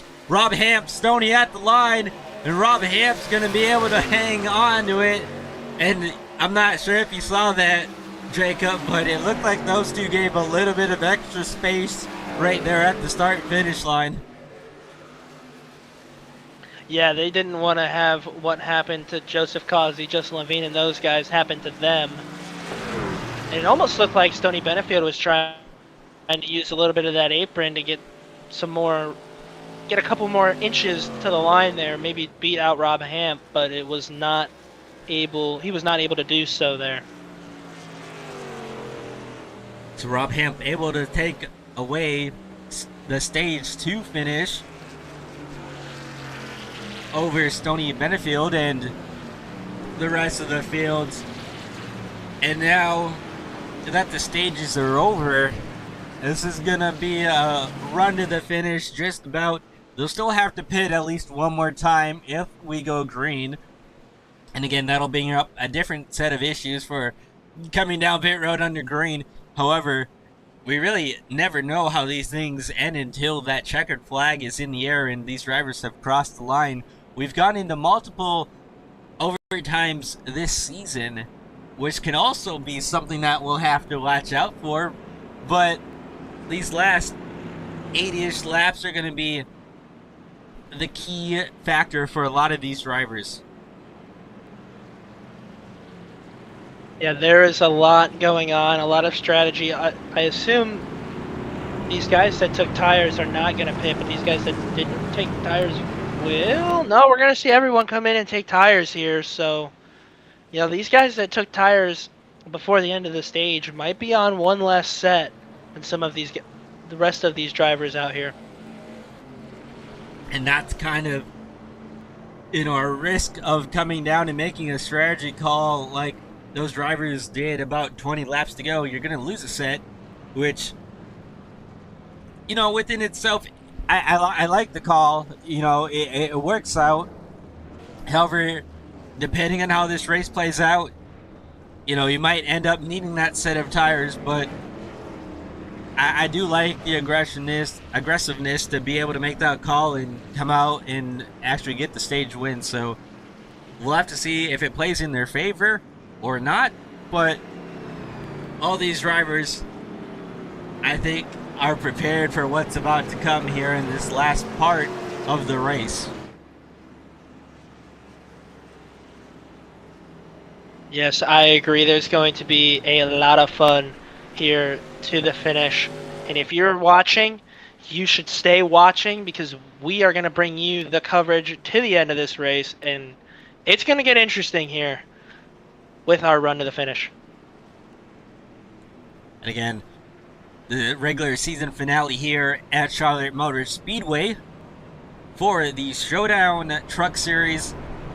Make sure you tune in every Sunday night at the same time, 9:30 p.m. Central, 10:30 p.m. Eastern. Showdown Truck Series always puts on a spectacular race, and these next couple of races with the playoffs beginning is going to put a lot of pressure and I think we'll see a really big difference between what the racing has been like and what it will become as these drivers decide to chase down this championship ahead of them.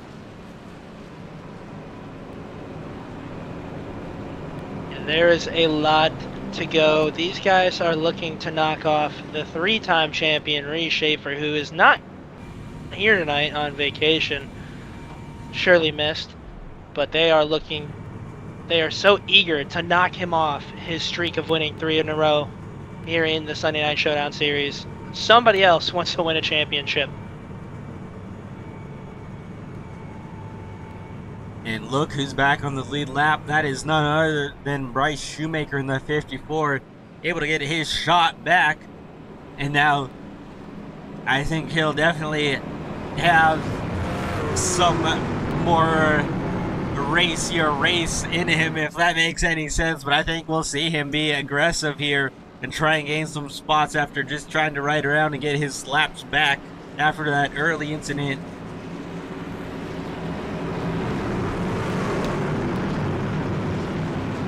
Pace truck off of 4, field in the hands of Joseph Causey and Justin Day into the restart zone. Green flag, we're off and racing here once again. And the Sunday Night Showdown Truck Series, Kazi with a great start over the rest of the field. Justin Day trying to get going.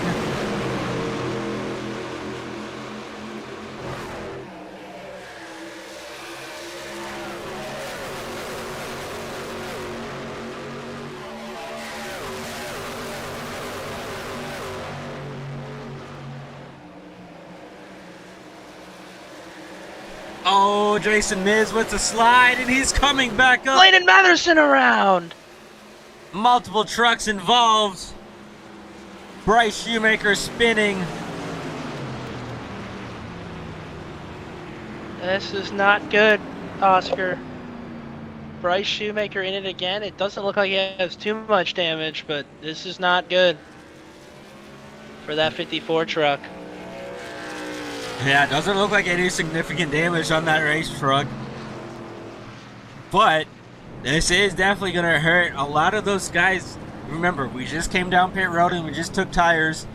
A lot of these guys did just spin, and that's really going to hurt those tires that they just put on. Jim Foskett up ahead. Looks like he has some significant damage on this 47 truck, though. And that's really going to be a playoff implication for him. Yeah, that is going to hurt his playoff chances, as he'll probably still have that one faster pair, so he'll probably have to use it, which if you've saved it till this point, that's a good spot to save it. As we see Colby dive down pit road. That was, did he make it? I don't know if he made it across the yellow line there. I'm not quite sure, but either way, he is down pit road. So, made it or not made it, he is down pit road. We'll have to see if there is any sort of penalty for that. But, well, let's go ahead and take a look at the replay. So, coming off of turn 4, it started with Jason Miz, actually going into turns 3, I believe. It looks like he just got Miz loose. got loose there. Yeah. And then overcorrected somewhere, yeah, right into Jim Foskett. Yeah, that's definitely the case. And Miz, I know, was having a great run. He got into that incident earlier on, so that makes me wonder if this is the end of his race tonight, and it looks like it is, as he is disconnected from the session. So this will be the ending of the night for Jason Miz with this incident. Which is unfortunate, you know, again, great running for him that he had going, and as we look back at it, it looks like Bryce Shoemaker got through that wreck without actually hitting anything and just went for a bit of a slide, but again, Jason Miz, really the unfortunate driver out of that after a little bit of a slide, and that contact is gonna send him home, unfortunately. And I don't think that team should be let down any at all. He had a great night all night, and we'll definitely see more of him up towards the front as this season comes to an end. Yeah, we'll definitely see some more of that 9 truck. Was doing so well. Don't be, again, like Oscar said, don't be discouraged. That was a great run. Come back next week at Iowa and have a better one. One of my favorite tracks, minus the repave. But come back there and have a great run. I like the little comment. Up there. The repave, I do agree, definitely. I mean, before the repave was probably my favorite track. Now I'm a little bit biased as it's technically my home track, but you know, things change, and it can sometimes be good, sometimes be bad, but it'll be fun to get to Iowa next week. That is certain. But for now, we are still at Charlotte, and these guys are looking to get a win. Joseph Kazi and Jordan Berry making up the front row, coming through to the restart zone. See if Kazi can get another good start. Yes, he does. Jordan Berry with a pretty decent start as well, just not able to hang with him. Kazi now able to put a distance between him and Jordan Berry for this top spot. Justin Day in third. And Reese Hamilton in that fourth truck is in fourth position.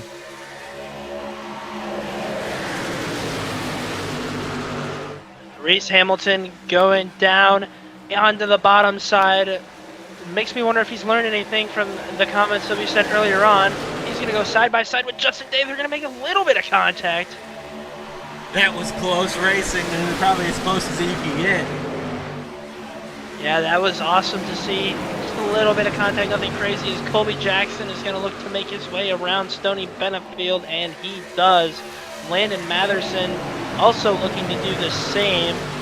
So again, maybe Landon Matherson has learned something from him not being able to gain spots from that fresh tire debacle, but that has been yet to be seen so far. Side by side for this fourth position, Bryce Shoemaker able to get around Justin Day into turn 1 and 2. So now this 54 looking alive after being down and just getting in that incident a few moments ago. But he's got a charge and he's heading towards the front.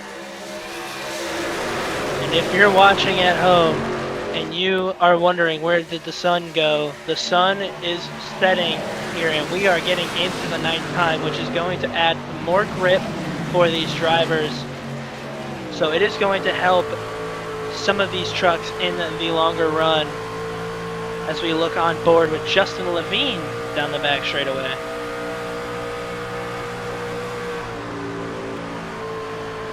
Justin Levine trying to come back up through the field again, and right now sitting in 7th position. He has Colby Jackson in front that he's trying to chase down, but he's been a contender all night and definitely will have some time on his hands to get back up towards that top spot.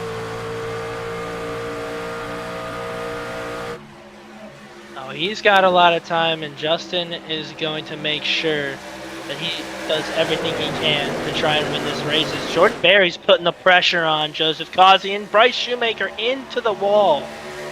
Bryce Shoemaker in the wall. It's like peanut butter and jelly in this race.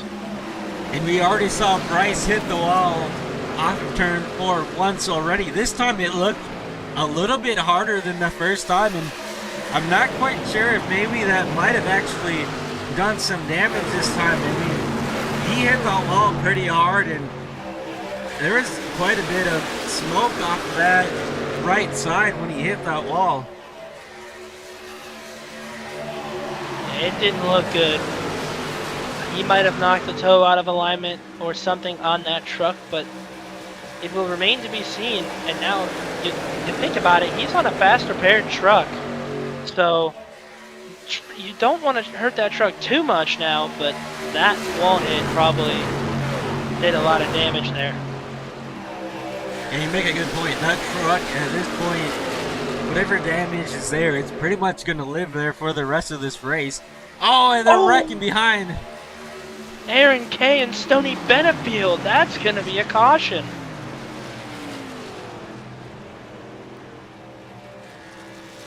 And another incident here on this front straightaway, and that was a pretty significant hit there. However, it doesn't really look like there's a lot of visual damage to that racetrack, and I'm sure there is some sort of damage with steering, but visually it doesn't look too bad. Yeah, for the way it hit, it doesn't look significant at all. But again, you never know. There could be some steering damage that we are not able to see in that race truck.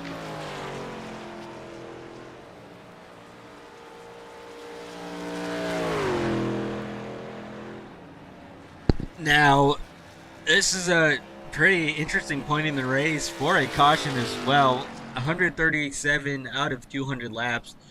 And, you know, I'm not quite sure if we'll actually see anybody pit here. There is 63 laps to go in this race. And now, you know, with the 42 to 45, 46 laps on field, I don't know if you come down and take tires if you're somebody who may be down one set. I don't know. What do you think, Zala?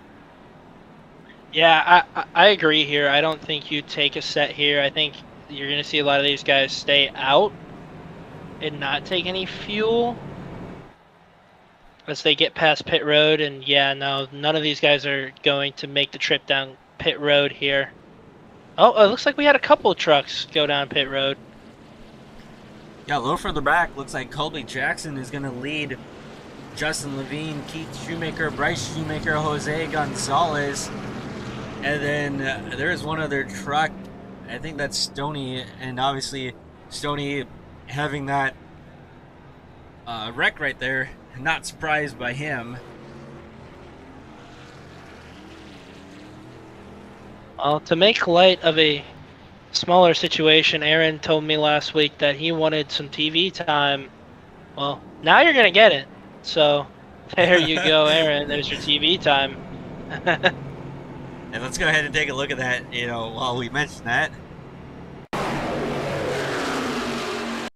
So, obviously, starting with the 37 and the 75, looks like Aaron K might have just tried to squeeze Stoney down a bit, and I'm not quite sure if they made it in the middle or if it was just running out of track, but either way, that was a pretty hard hit right there. That was a hard hit for Benefield, and hopefully he's okay in there. It looks like he is. He'll get back to racing. But man, that's a tough spot to call right there. You know, you're racing for any spot, and yeah, it's just very tight. Yeah, I don't know if I'd really put too much blame on either one of those drivers right there. I mean, it's just hard racing and trying to get every inch on the racetrack that you can.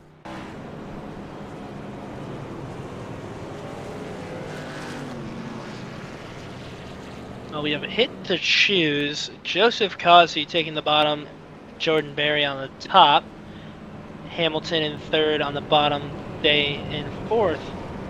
On the top side, and Matherson in fifth right now after a couple of those guys pitted. Aaron up to sixth.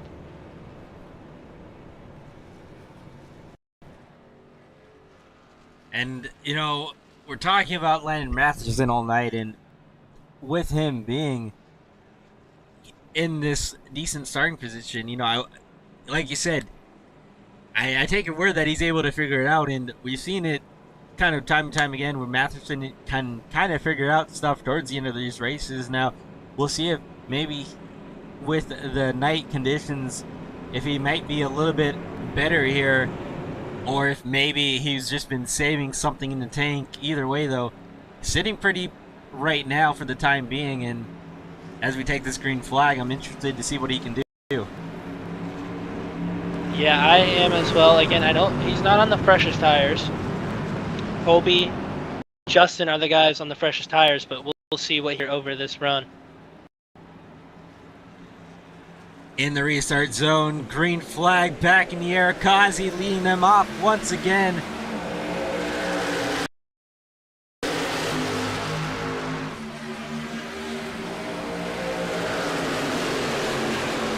Side by side, Landon Matherson as we get down the back straightaway.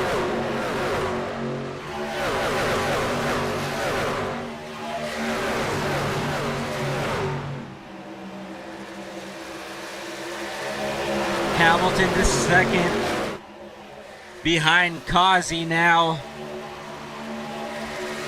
A little further back, Justin Day getting pressured from none other than Jose Gonzalez, who is trying to get these lost positions back and work his way back up to the top 5.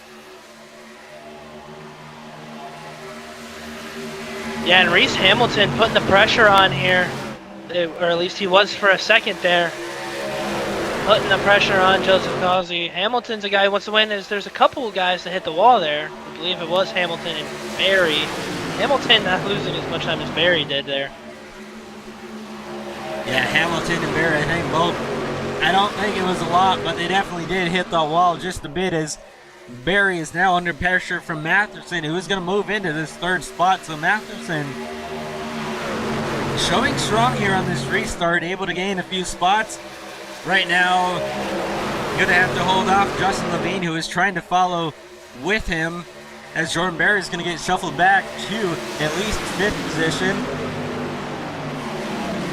And Justin Levine is on the freshest tires, so we'll see if we do not get another caution how this plays out. They still, I believe, have to... I don't know. I don't know if Justin and Colby can make it.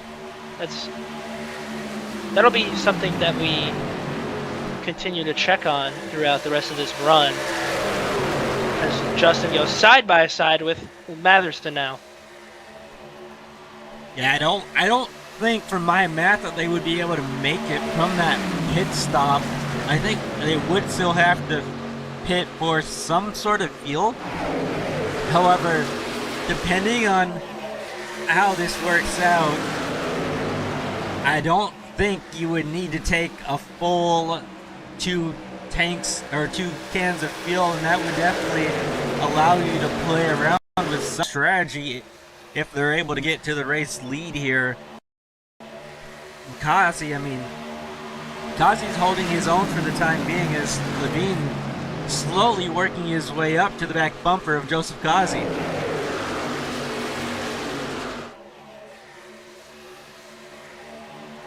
Yeah, Levine is going quick here, as Colby Jackson again is also making a run at it as well.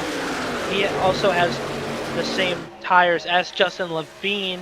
He's going to get right behind Reese Hamilton, but Reese Hamilton is going to be under pressure here shortly from Colby Jackson. I just know it. To the outside, Levine goes off of 2. He should have the run to be able to pass him into turns 3 and 4. We'll see if Kazi has anything for him, but this should be a pretty easy pass for Levine. Yeah, this is going to be a great pass. We'll see. Levine is going to have the run off, and he's not going to be able to pass him, though. Kazi had a little bit on the side. Still side by side as we go into turns 1 and 2. Kazi doing a great job to hang on and not let Levine pull too far up front. He'll have to side draft Levine here down the back straightaway to keep him from going too far out front, but Levine says otherwise. And now Levine's going to take the race lead away, and Kazi now will face pressure from Colby Jackson and Reese Hamilton for the 2nd position. Oh, it's getting tight. It was really tight right there between Reese Hamilton and Colby Jackson, as Colby is going to run him a little deeper into the corner, push him down a little bit at the start of the corner into turn 1, as they are still side by side down the back straightaway, and they're going to touch. Beating and banging down the back. These 2 drivers leaning on each other, those 2 being Hamilton and Jackson, not giving either one any really space to work with, but they're putting on a heck of a show and able to hang on for it. And here comes Jose Gonzalez trying to look in the middle and make it a 3-way battle. Yeah, and Jose just continuing his great run, and he wants to take that spot. Oh, that's going to get tight. You're not going to get it. That was way. tight. Yeah, you're not going to get the spot that way, Jose. You just, no way, Jose, no pun intended. You are not going to get that spot that way. That was close. And Jose now trying to take a dive to the inside of Colby Jackson. He's going to send it deep, and now he'll be able to send Colby Jackson back to 4th position, and now he'll set his sights on these 2 drivers in front of him of Joseph Kazi and Justin Levine. Yeah, and he is, if anyone was going to win this race, not named Justin Levine, Joseph Kazi, or Colby Jackson, it's going to be Jose Gonzalez, and I'm here for it. He has been impressive all night long so far. To the outside of Joseph Kazi, looking strong. He should be able to pass Kazi here again. He's on a little bit fresher tires than Kazi is, working that middle lane, making it look pretty easy out there, and now he'll set his sights on Justin Levine for the race lead. And here comes Oscar, side by side into turn 1 and 2. Can he get it? We know he's going to have a good run off the corner. The top side has been better as it got. Yeah, he's going to get it. Yeah, the top side is very, very good as we have gotten later into this run, and he was able to take that with ease from Justin Levine. So Gonzalez now moves to the top spot. That's going to move Levine back to second, and then Kazi back to third. And knowing that we will probably more than likely have to pit one more time, I'm sure that 11 team knows that, and they're probably telling him to run as hard as he can so that when they do make that pit stop, he'll have at least a track position and be able to determine when he wants to bring, or at least probably will bring the field down pit road. And I think if you're Justin Levine, you probably know that Gonzalez out front right now it's all right. You just, you don't want to burn up your stuff trying to get around Jose Gonzalez for the top spot. Yeah, and Jose is just kind of getting away from him a little bit, not too much. They are still right there in front of him. But Jose not making it easy for these guys. And like you said, he's going to run hard till we have to pit here sometime soon. And I'll be honest, I'm a little surprised that Kazi has been able to hang on with these two for the past couple of laps. I mean, I know Levine might be trying to save either a little bit of tire or a little bit of fuel, but to have Jose Gonzalez come up here and take the race lead like he did and look like he was going at least 90 to 95%, maybe not a full 100%, but to come up there, take the race lead, and to have Kazi be right there still, I'm a little bit surprised by that, to be quite honest with you. Yeah, I am as well. Kazi is doing a great job at keeping that race truck in a third spot. One guy who did not do that, and I hate to make limelight on a bad situation, but that 8 truck of Landon Matherson, we thought he would learn some things throughout the night, and it just has not been a great night for that 8 truck back there in 11th spot. Yeah, you have to go pretty far back. Again, like you said, running 11th position now. Unfortunately, just not able to get the handling on this race truck correct so far tonight. We'll see if he can maybe make something up before the finish of this race. But right now, not looking too pretty for that number 8 team. And as we look at this battle between Benfield and Shoemaker, these are two drivers that have hit the wall or been involved in an incident and at least been fully around. So right now, both these two drivers right here looking to capitalize on tonight and come out with a strong finish. Yeah, Bryce Shoemaker doing a really great job to recover from that wall hit, and Benfield has been fast. He won stage number 2. So we know he's got the truck to get it done here tonight, but he just has to make it work, and he's trying to get around Bryce. It's just so hard for him to get past Bryce with the run the outside has this late into the night. And these two drivers, going at it, going as hard as they can, and I agree with you. As the race goes on, it's gonna get harder and harder to pass. These guys aren't gonna be as lenient, aren't gonna be as nice, and you're gonna see a lot of these guys really struggle to make moves. As Hamilton has a moment, they're off of 4, still trying to hang on to it down this straightaway, as Colby Jackson is now gonna take a look to the inside, but Hamilton had his hands full right there off of 4. Yeah, it almost looked like Hamilton was going to lose it. Great job on him for not doing so, as Colby had a little bit of a slide there too. So it looks to me that some of these trucks are getting a little looser as we get into the night. And it is making it hard harder for to do anything. Yeah, that's a good point as well. You know, a little bit further back in the field these guys are, you're going to have to deal with not only the tires starting to wear out, but you're also going to have to deal with that dirty air, right? And dirty air, it's hard as is, but when you get further back into the field, it changes the handling and the complexion of how you have to deal with these races quite a bit. As we see Aaron Kay hit the wall there, that was a rough hit, and luckily he's able to gather it back up and not lose too much time. But Stoney Benefield and Aaron Kay back together. I know Stoney is a little scared seeing Aaron Kay back there, and Aaron the same, but they are able to get past each other cleanly and keep continuing on with their race. Aaron Kay taking a look to the inside, almost slid up and gave a little bit of an air kiss to Stoney right there, but those two drivers continuing on their way. Right behind him is Keith Shoemaker, who has worked his way to the 9th position. Remember, last time we checked up on Keith, he was sitting in that 14th position and was almost going a lap down. So to be up here in 9th position inside the top 10, he's having a really good finish to the end of this race so far.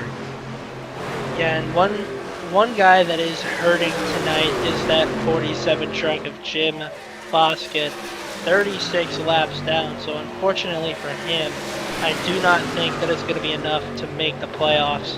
But he'll be back next week, and he will have a chance to earn some money with the in-season challenge. So keep grinding it out there, Jim. It's the best that I can say. Again, Jim Foskett more than likely will not advance to the playoffs, but he's had some rough luck these, honestly, I'd say past few leagues, but that would be a lie. I mean, this whole season has just been a series of bad luck events that have happened to him. Really none of his doing, just unfortunately getting caught up in a lot of wrecks. As Colby Jackson has another moment off of 2, able to hang on to it as Bryce Shoemaker's going to lead on him down the back straightaway and be 3 wide in the middle. And they are 3 wide, and this is going to be tough. Aaron doesn't know where to go. 3 wide, getting really, really close. Oh, they're going to wreck. Yeah, they're hanging on there, and yep. Shoemaker around collecting the other Shoemaker of Keith Shoemaker, and that's going to bring out a caution here. Yeah, I think that we saw that coming from a mile away. It was going to be hard to make that work into turn 3. That was intense racing right there for sure, off of turn, or at least into turn 3 and off of 4. And like you said, from the looks of how it was going to go down in turn 3 when entering, I'm not really surprised that that resulted in a wreck. Just those 3 drivers being in that 3 wide situation really didn't give a whole lot of room to one another, and really ended up with each one of them leaning off each other, to be quite honest with you. Yeah, I agree. And well, Oscar, one thing this does do, this caution, everyone should make it on fuel now.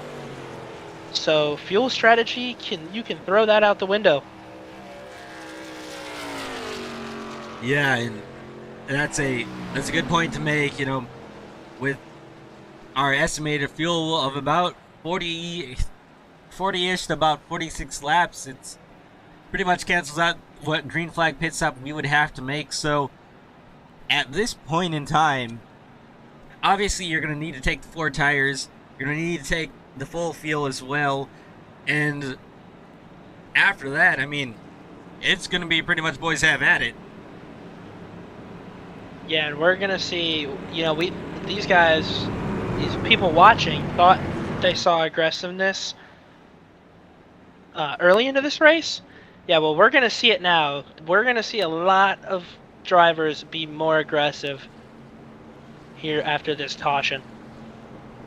Field working their way down pit road. Jose Gonzalez going to lead them, followed by a majority of this, or at least everybody on the lead lap.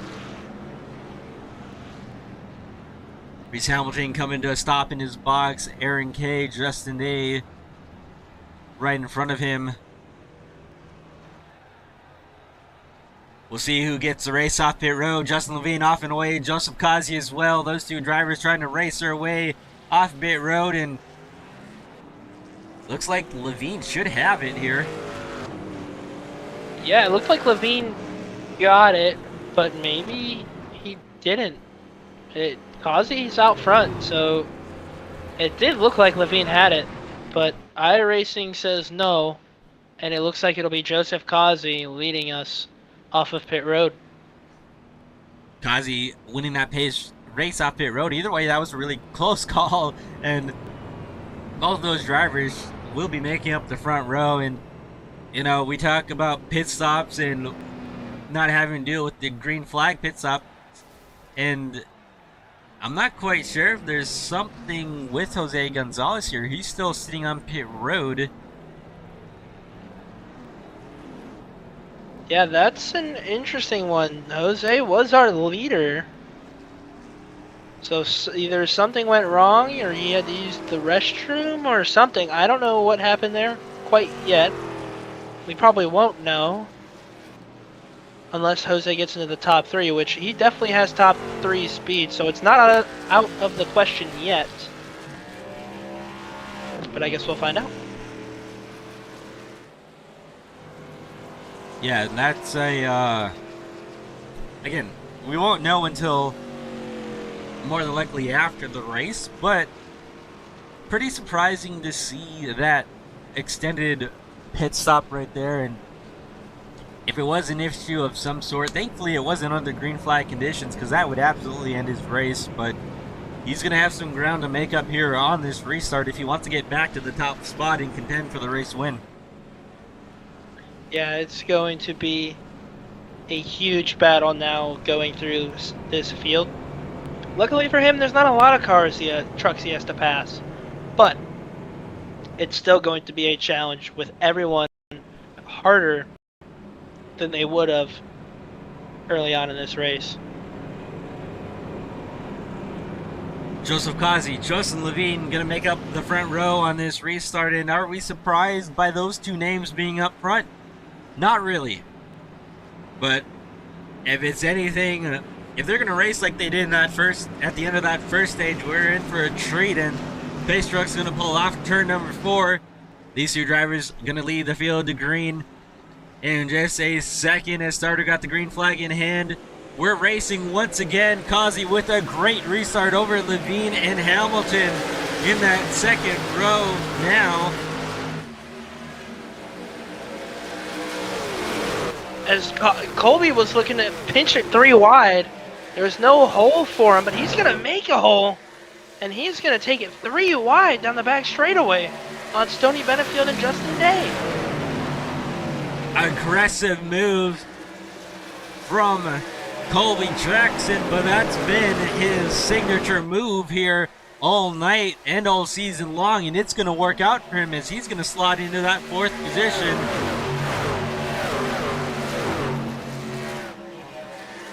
Justin Levine now falling back to 3rd. Hamilton, we'll see what Hamilton can do here in 2nd place. Hamilton's going to try and take the air off of Justin so Justin cannot pass. But we've seen it earlier today. Reese Hamilton has had a lot of struggles with his truck. So we'll see if he was able to learn some more and not make as many struggles here late, as Justin Levine is peaking that bottom side, not able to quite get a run close enough to Reese Hamilton, but he is there pressuring. And he made a good point. We've seen Hamilton struggle as he had a little bit of a moment right there off the board. That's going to allow Levine to get down to the inside and probably make the pass. And I don't know if Hamilton is going to be able to adjust that handle on that like he would need in this last portion of the race, but that doesn't mean that it won't stop him from being aggressive and going to contend with the two in front of him, as Colby Jackson is closing down that gap as well behind him. Yeah, Colby is getting bigger in the mirror of that Ford truck, and he is on a run. That 3 wide move really started it all for Colby Jackson, but now he is hunting these top 3 down. Colby could be a contender to win this race tonight. Mark me if I'm wrong.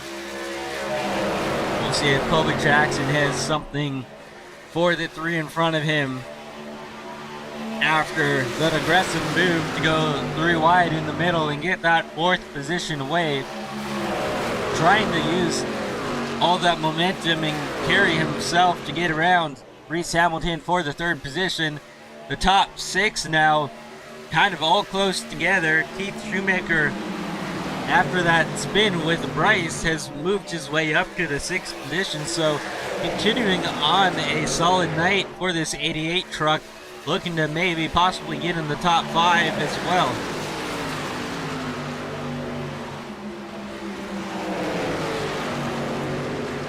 And Keith Shoemaker doing a great job at maximizing points and making sure he can get everything that he can here tonight. Hamilton tried to force a peek to the inside, wasn't able to make it stick, so he's going to try and hang on to this 3rd position, but Colby Jackson is right there, and if there's any sort of thing that these drivers may have learned, it might have been knowing that Hamilton gets fairly loose if you get on left rear, and we'll see if Colby Jackson can maybe use that to his advantage as he dives down into turns 3 and 4. Yeah, Colby's truck is quick here, and they're going to go side by side out of 4. Obviously, Reese is going to have that run, but can Colby use enough tire? No, he's clear to get a pass off here. We'll see. 23 laps to go in the regular season finale here from Charlotte Motor Speedway for the Showdown Truck Series. Again, if you're just tuning in, we're just closing in on the remainder of this race, and so far this race has been nothing but spectacular as Colby Jackson and Hamilton leaning on each other going into turns 1 and 2. Yeah, and Colby's going to slide up a little bit. Reese able to keep it off the wall. A good job of that. They're going to be side by side down the back straightaway into turn number 3.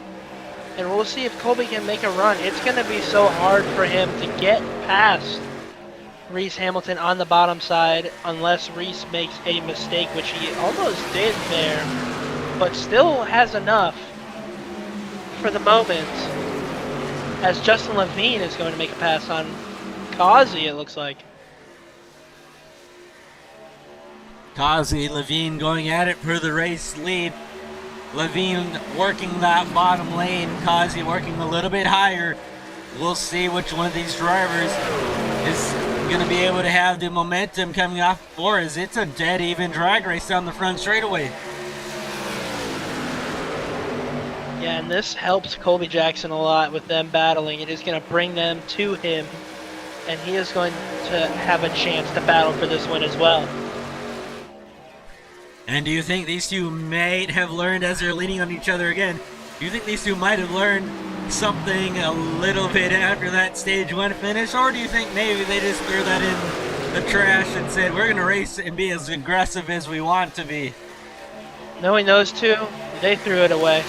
They're going to battle as hard as they want, with no care in the world what happens at the end of this race, because again, these two are locked into the playoffs, so it does not matter where they finish tonight, but they are going to race hard for it, I can tell you that much. And here comes Colby Jackson and the rest of the field as these two continue to battle side by side for the race lead. That gap behind him keeps shrinking, and all this is doing is slowing down the field, and this is going to really open up the door for the rest of the field here in just a lap or two, as long as they continue to be side by side. Yeah, and they are going to be side by side. 18 laps to go, getting very tight here down the back straightaway, almost banging doors. As we get into turn 3, Levine took the lead there. Wow, I am shocked by that. Levine with the momentum at the line. He's going to lead with 17 laps to go. Colby Jackson now looking to get second place away from Joseph Kazi. Joseph Kazi, though, able to hang tight, and Jackson slide up right behind him off him too. Not able to make it stick, and Hamilton right there as well. So coming to 16 laps to go. This race is far from over. Yeah, there is a lot of action still left here with 16 laps to go. And Colby is looking for any chance that he can get to pass these guys. Now, what I would do if I was Colby, I would wait for another 10 laps, and I would start peeking that outside and try and use that outside to pass these guys. An interesting line from Joseph Kazi, running a little bit higher, but again, these drivers just trying to find any speed and anything left out on the track. As Justin Day able to sneak to the outside for just a moment, but not able to make it stick. Day running that higher lane.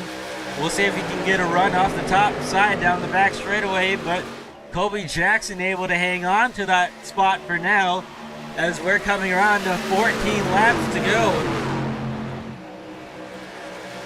And Justin Day having himself a great run. Haven't really talked about him too much tonight. He's been up there a little bit, but he is really showing out now, and he is putting that pressure on Jackson, and that makes me wonder if Jackson is going to start putting pressure on Kazi to try and get around him.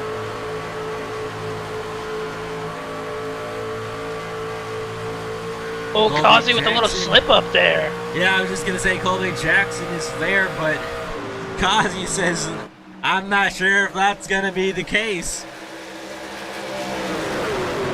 Side by side they go down the front straightaway. Justin Levine. If you're Justin Levine right now, you are loving every second of this, because this is helping you get away from these guys. Not a lot, but a little bit. As Colby's going to try and go to the top side, and he's going to hit the wall a little bit. That surely doesn't help.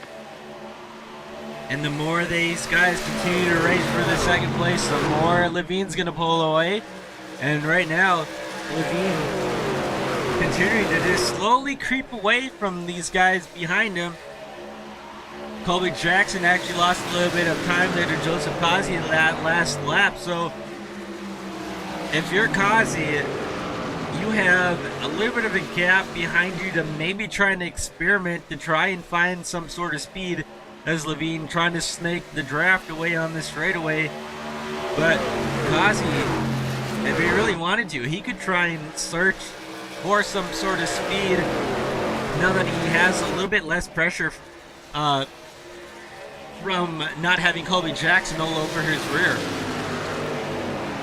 Yeah, and it almost makes me wonder if Colby has enough tire left to try and get around Kazi and get to Justin with 11 laps to go.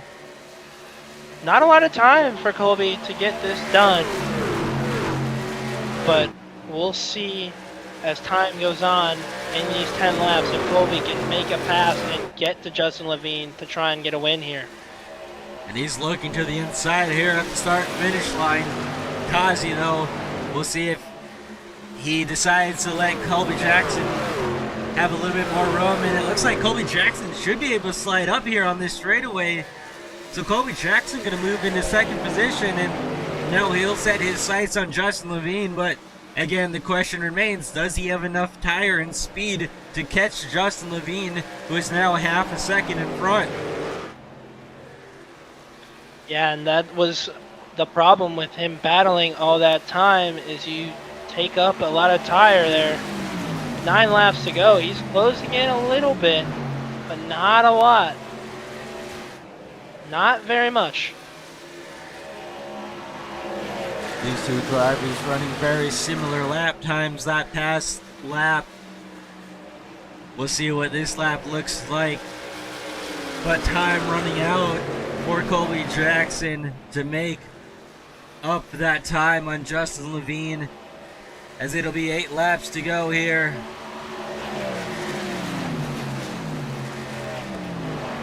Yeah, if you're Colby Jackson right now, you just keep digging, try and get every tenth, everything that you can out of that truck. It is going to be tough, especially with Justin out as far as he is. But Colby gaining a tad bit of time there. He's going to go to the top and see if he can get anything done on the top now. And I like that move out of Colby Jackson to try something different and try and find some sort of speed. We'll see if Levine tries to run a little bit different lane, trying to defend.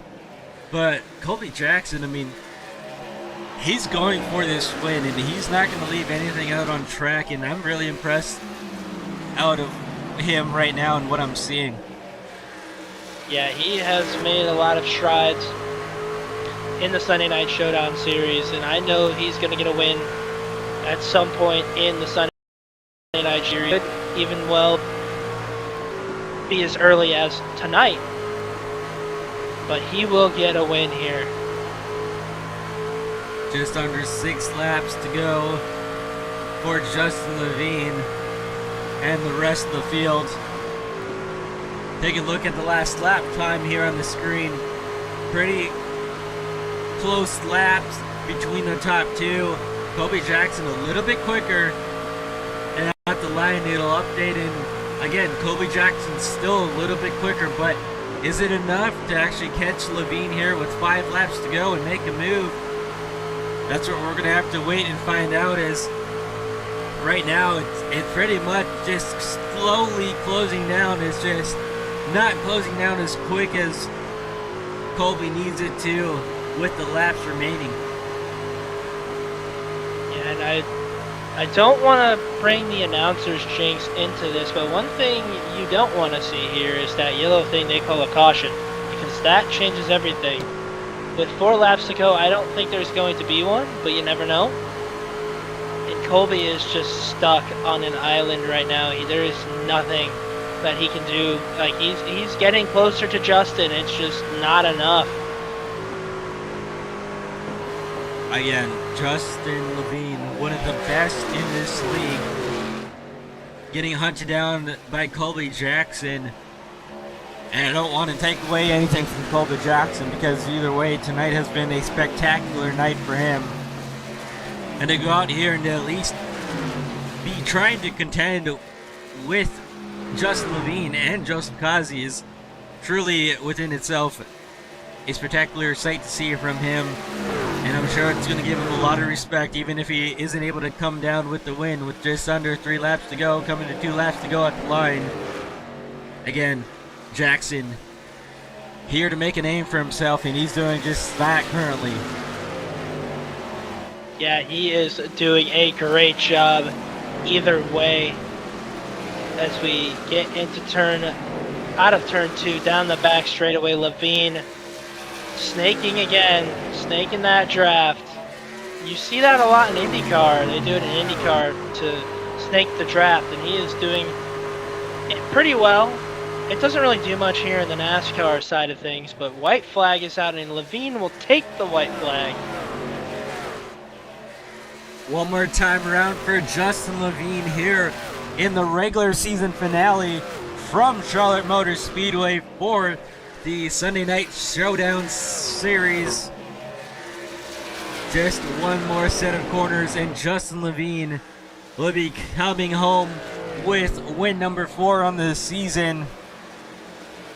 Oh, and Colby Jackson trying to make a late race move in the wall, but it's not going to matter, because Justin Levine is going to take it home at Charlotte Motor Speedway and collect his 4th win on the season. Yeah, an interesting move by Colby. That was a fascinating move by Colby, because if Kazi was any closer, Kazi would have had a chance to gain that spot. But with that being said, I think this run for Colby is well indeed going to put him into the playoffs here. A little bit of a kiss there from Colby Jackson to Justin Levine, as Justin Levine is going to go ahead and celebrate here at Charlotte Motor Speedway.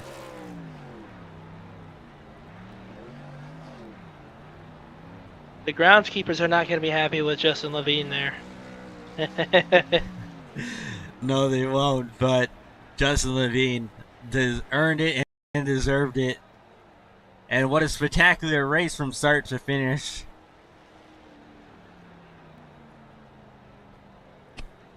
Let's go ahead and we'll get these drivers up here in just a second. Then we'll be able to hear from them and get their take on the race.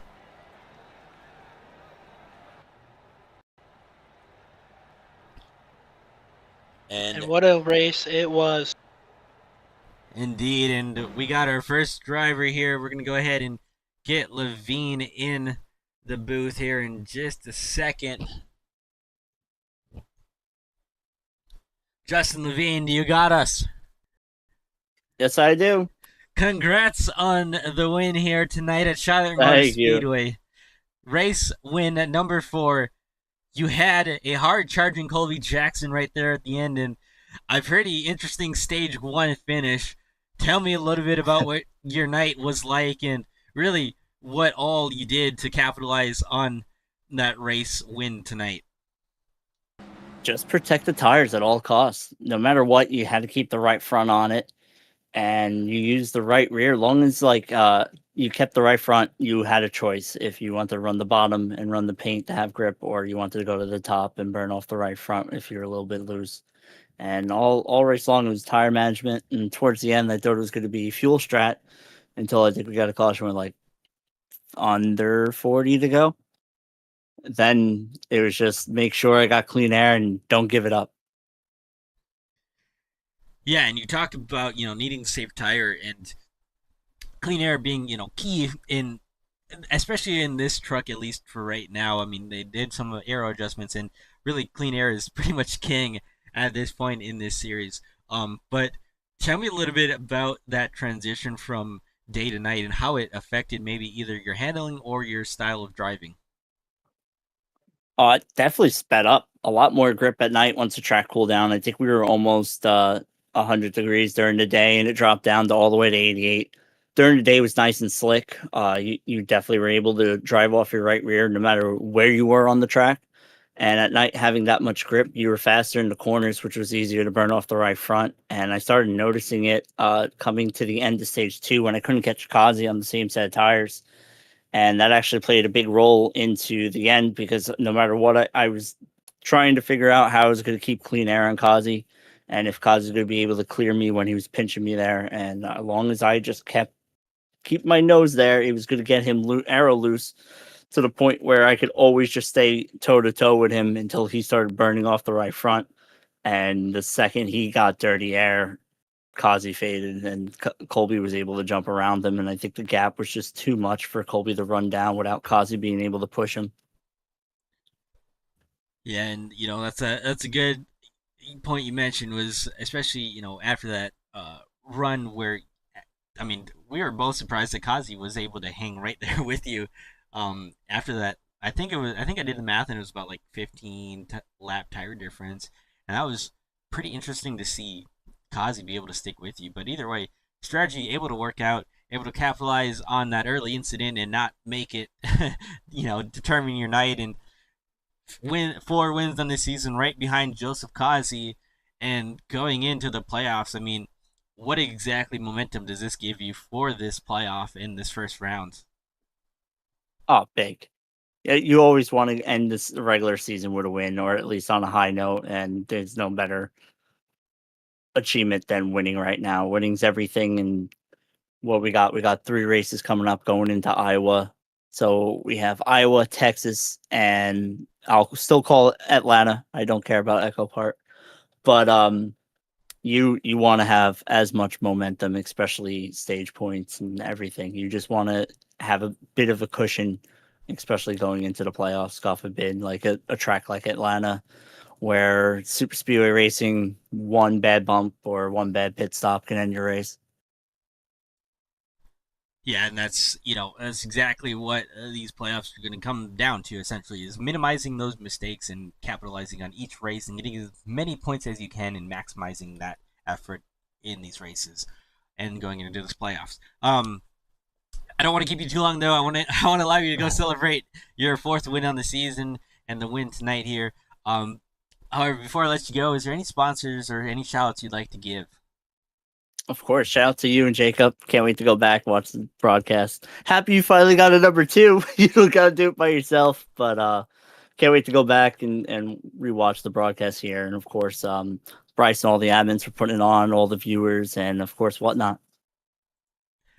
Alrighty, Justin Levine, thank you for taking a minute to speak with us, and can't wait to see what you can do in the playoffs here, and just in seasons to come. I'm excited to see what you can do. Thanks, me too. That was your race winner, Justin Levine, and Zala. It sounded like he was pretty excited to get these playoffs going. Oh, he's definitely excited. I know Justin a lot as we've gotten into the season, and Justin is very excited with the truck that he has, and he definitely can be a factor in this championship run. All right, and as we go down through here, and I totally agree with that. I think he's definitely going to give Kazi and Schaefer a run for their money with this championship on the line, and we're gonna continue with post race coverage here with the Sunday Night Showdown series. So don't tune out too quickly, and make sure you can hear from drivers that you might want to hear from. Zala, I'm gonna have you go ahead and take Joseph Kazi here, and then we'll get him and be able to hear from him here.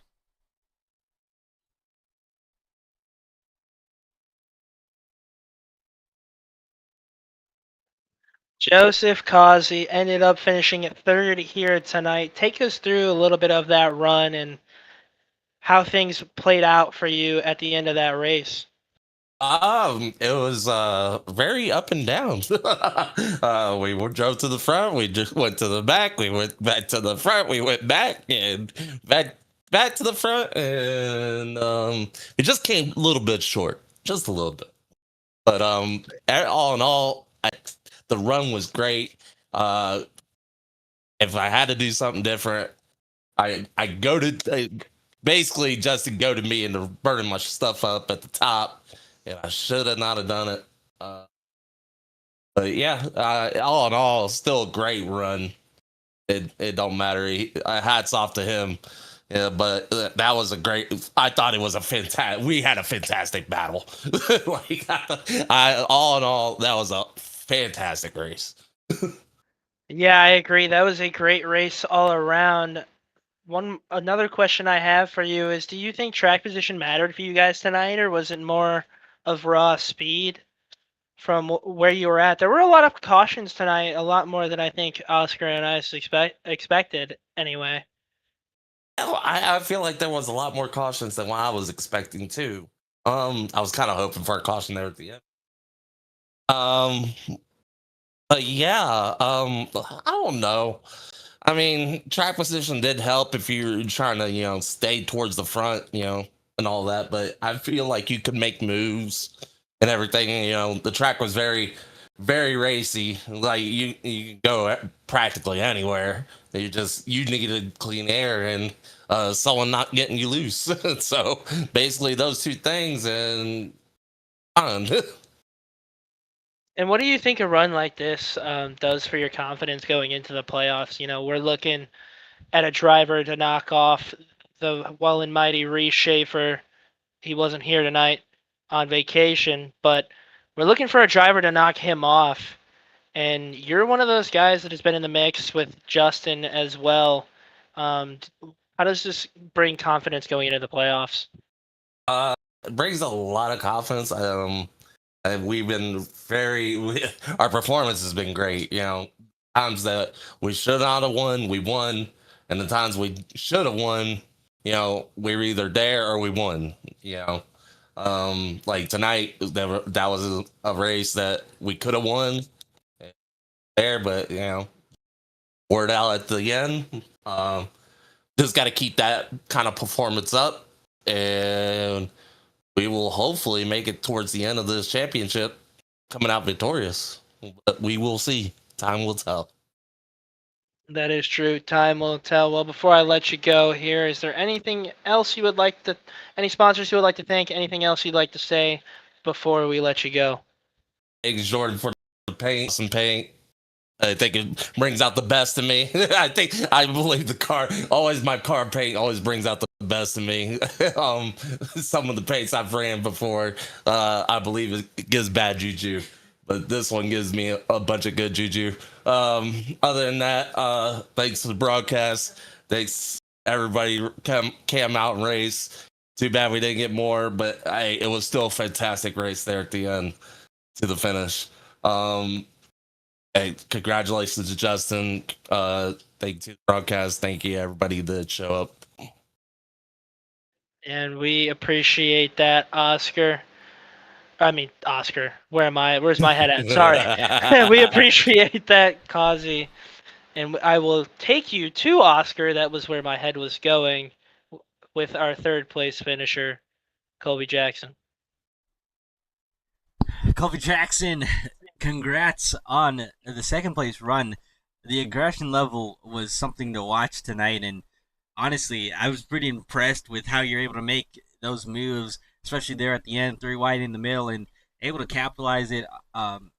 Best that could have done, and I don't want to say that the second place is bad, but definitely I think we'll definitely see you in victory lane here shortly, and really just capitalize about how your night went and maybe what more you need there at the end to possibly give Levine a little bumper, a little love for that race win.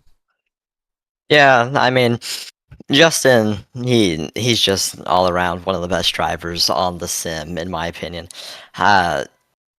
It would have been really hard to go up there and compete with him, even if I did catch him. It's like they say, it's one thing to catch, another thing to pass the guy.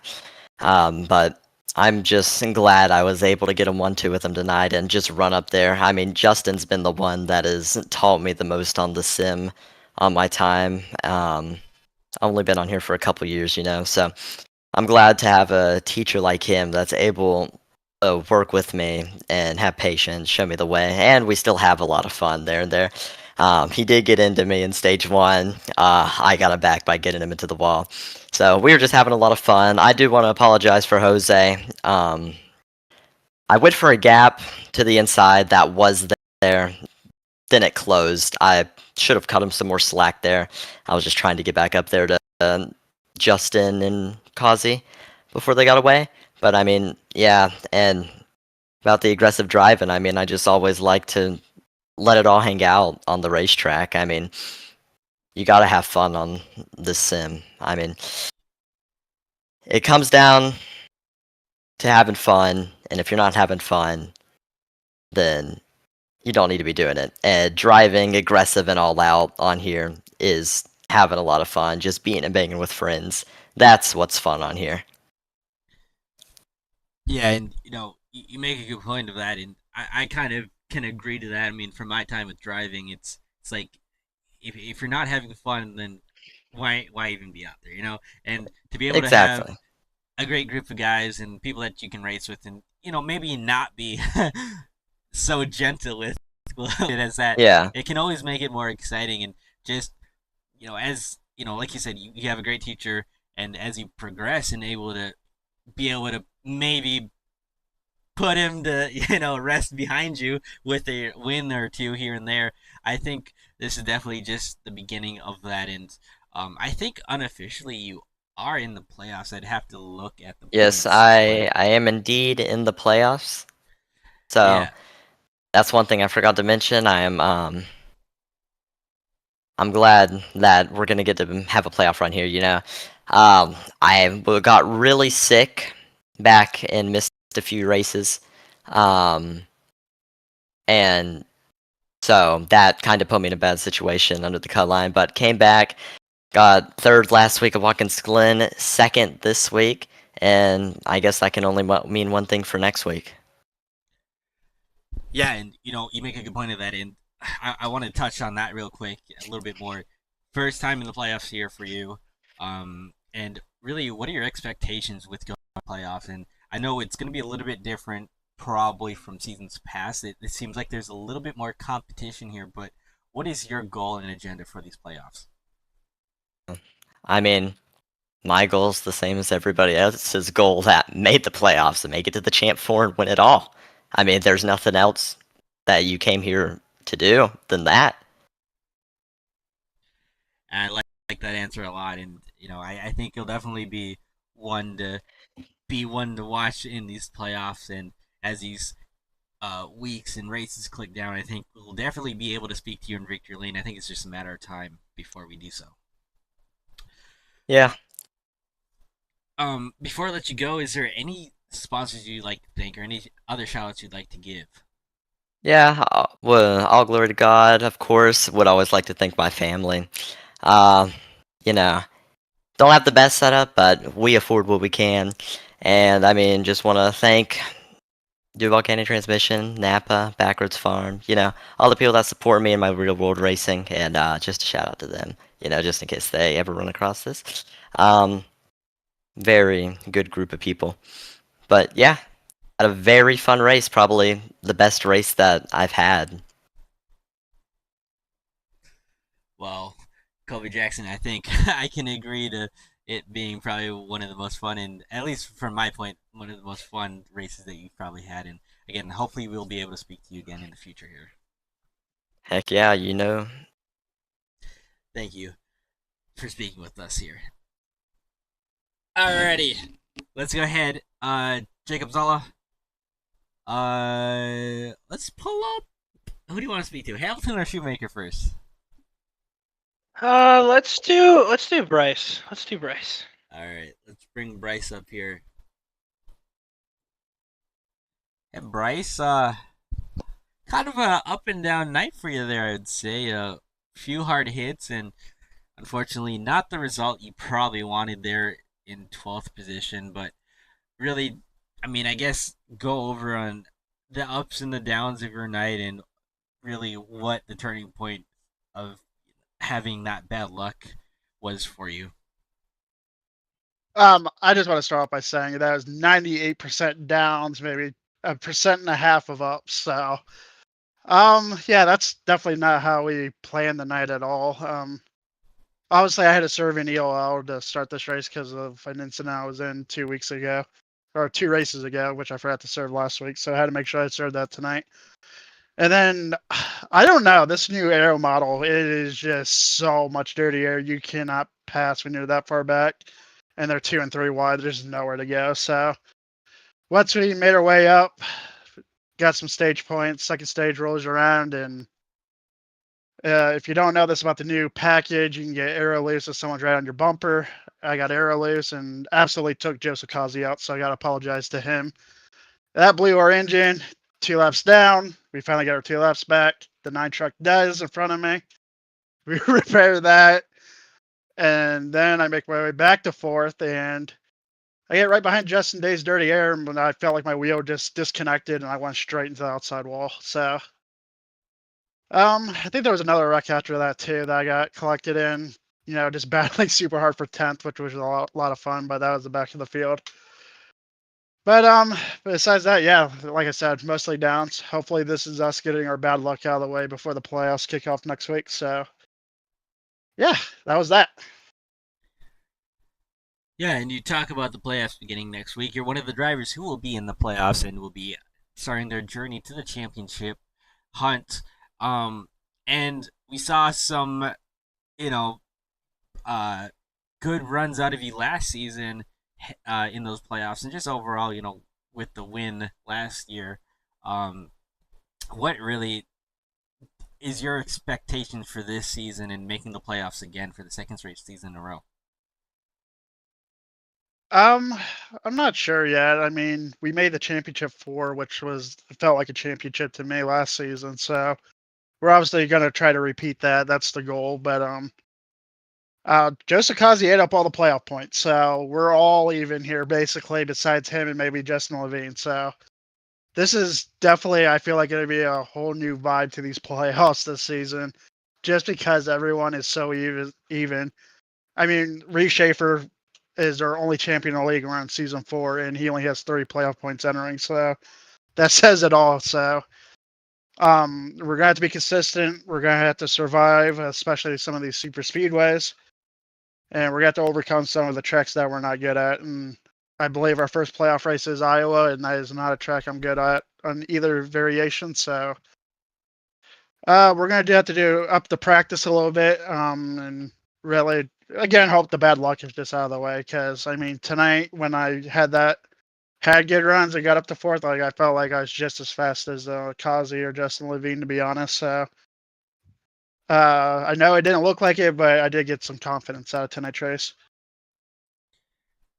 Well, I'm glad that there was at least one positive on the night, and again, like you said, obviously not the result we wanted um, with that 12th place finish and the incidents that unfortunately you were in, but I'm excited for you in those playoffs, and I think again, there's definitely expectations from making the championship or from last season, but I definitely don't think that if you don't make it again, then it would be a complete loss of the season. I think you're definitely gonna be there and be a factor, and like you said, it's a super stacked field, and it's gonna be a lot more competitive than last season was, and really it's gonna come down to whoever makes the least amount of mistakes, and that's really what we've been talking about tonight. And I know from your perspective, from a race admin or a league admin, it's.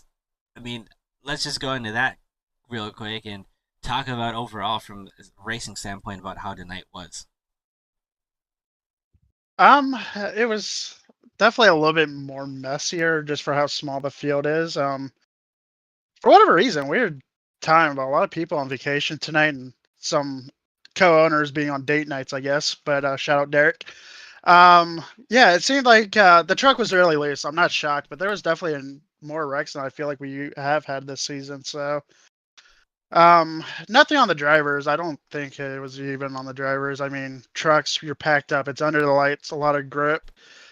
Well, I say a lot of grip, but the truck was really, really loose and tough to drive tonight. So, I mean, I don't have any complaints. I feel like the racing for the most part was clean. I mean, we saw the first stage pretty much be clean. I know they had an exciting finish for that stage end, and it got a little messy during stage 2 in the middle of it, but no, I can't complain. The racing has been fantastic, and super proud as a league owner. So, hopefully we get our field size back up, because this has been our biggest field in the series history. We're usually averaging at least 20. So I know tonight was odd, but I feel like we're going to have all of our core guys back next week, especially with the playoffs kicking off. And the in-season challenging is still going on, as we just did our second qualifying race. So, yeah, that's what I got to say about that. And you make a good point. That in-season challenge is definitely something that's going to be heating up here as well. I don't want to forget about that, but that's also something that drivers are going to have, something to run for. And just because you didn't make the championship playoffs doesn't mean that you'll be left out, and you'll still have something cool to race for. And I think that'll be something cool that will be a key factor in these races as well. I just want to say, Bryce, thank you again for being able to speak with us, and can't wait to see what you can do here in the playoffs. Thank you. Alrighty, let's see. I don't know if we had Hamilton in there for a second. We have Hamilton. It looks like he is gone, so I think. Oh no, there he is. Oh, there we go. I'll let you take this one off anyway. There's all. Well, Yep. Reese, you finished P6 tonight, and you fought the truck all night long. How tough was it out there tonight? It was terrible, man. I couldn't stop burning my right front off, and for a majority of like the second or the middle part of the race, I saved my tires like crazy, and I ended up finishing the race with 2 sets of tires that I didn't even use. So, I just, all in all, after just having a terrible strategy all night, I finishing 6th wasn't too terrible, I don't reckon. Was there anything you had to change about your driving style tonight to compensate the looseness in the truck, or was there anything that you learned throughout the run to make things a little bit better? I don't know, man. For me, it was loose if you got back to the gas too early in the corner. But for me, the way I was driving, my driving style, I was burning the right front of it off. And I actually talked to Colby a little bit after the race, and he was telling me, the ways that he was, driving to not burn his right front off. And so yeah, next time we come back here, I'll be definitely taking a different approach. Was there any positives you could take from fighting through adversity like this? Something that you were struggling all night long. We were watching it. Was there any positives that you can take from that? I mean, shoot, P6 is still pretty good for struggling a lot tonight. Yeah, I don't know. I felt like I had top 5 speed, whenever I had tires on it, but it just poor driving style, I reckon. I need to completely redevelop what I got going on here at Charlotte. But I would say the package of the truck, it's just throwing me for a loop this year. I feel like I'm learning from scratch every week. Well, I will say you're doing a good job of it. Does grinding out this P6, give you any confidence going into the playoffs here as we exit Charlotte and go to Iowa? Yeah, I'm pretty sure that I finished P6 3 weeks in a row now. So I feel like, it's not really building too much confidence anymore because I've done it 3 weeks in a row. So hopefully next week I can build some confidence by getting a top 5 or maybe even a top 3. Well, Reese, I'll ask you one more question. Is there anybody you would like to thank before we let you go here tonight? Yeah, man, I want to thank y'all for the broadcast. I ain't talked to Oscar in a while because I ain't been doing too hot lately. So I don't even feel like I deserve to be speaking with y'all finishing outside the top 5, but it's an honor to speak with y'all. And I want to shout out Bryce and everybody that put on this league and all the drivers that show up. It's been a great time so far this year, and I'm ready to get the playoffs started. We appreciate that, and we will definitely see you in these playoffs, and I hope you do well. With that being said, congratulations on your 6th place finish, and we will see you next week at Iowa. Thank you, Jacob. We'll talk to y'all later.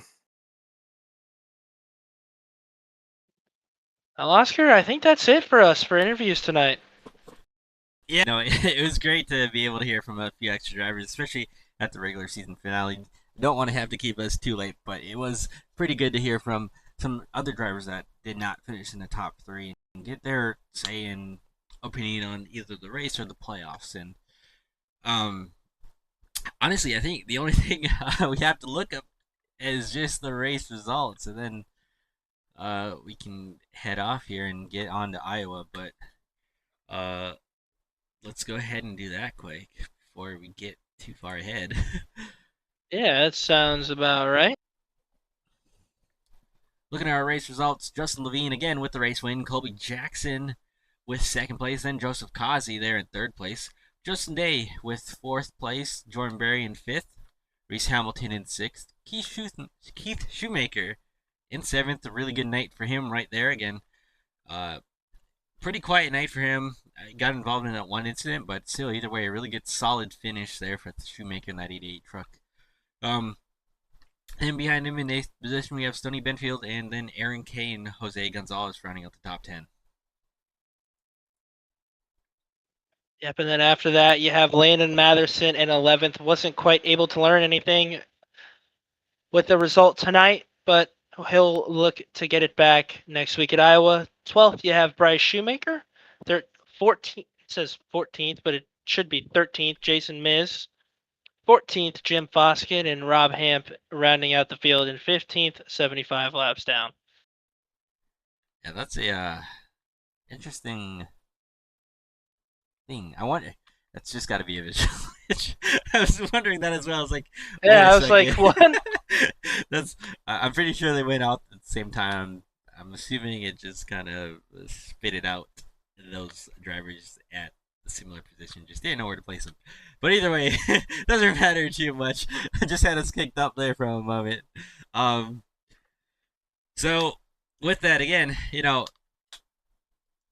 one other thing that we got to look at actually is the hard charger award.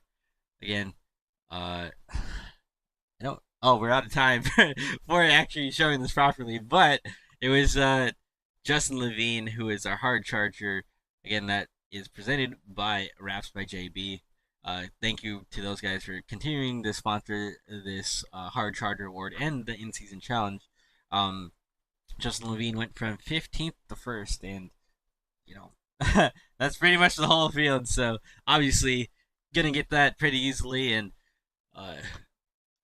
can't say enough about Levine and how he just absolutely was on rails today and did everything right that he needed to do and came home with that win. Heading on to next week, though, that's coming live from Iowa Speedway. We'll be there, and that will kick off the first round of the playoffs for these drivers. Again, Iowa Speedway is the first race in the first round, which will be joined by, excuse me while I catch my breath for a moment. It'll be joined by Texas and Atlanta, or Echo Park Speedway, the newer Atlanta Speedway, for that first round. And then we head on to the round of 8, which will be Atlanta Motor Speedway, so the Legacy Atlanta Motor Speedway, and then Dover International Speedway and Talladega Super Speedway. That'll be an interesting round to watch. And then kicking off our final round, the round of 4, will be Kansas Speedway, Martinsville Speedway, and then we will wrap things up at Homestead, Miami for the season finale, and we will then crown a champion. So a lot of good tracks coming up, Zala. I don't really think I got anywhere else to add. Do you? Nope, I think that's it. A great race here tonight from the drivers, a great finish, and I think that is all we got for Charlotte tonight. Very excited to see these drivers back next week at Iowa from the booth. Again, this is the Sunday Night Showdown Truck Series live from Charlotte Motor Speedway. Thank you guys for joining us tonight. Pretty crazy few laps there for some of the field, and a great win again for Justin Levine. We will see you guys next week live from Iowa Speedway. Once again, I'm Oscar Jensen. This is Jacob Zala, and we will see you guys next week.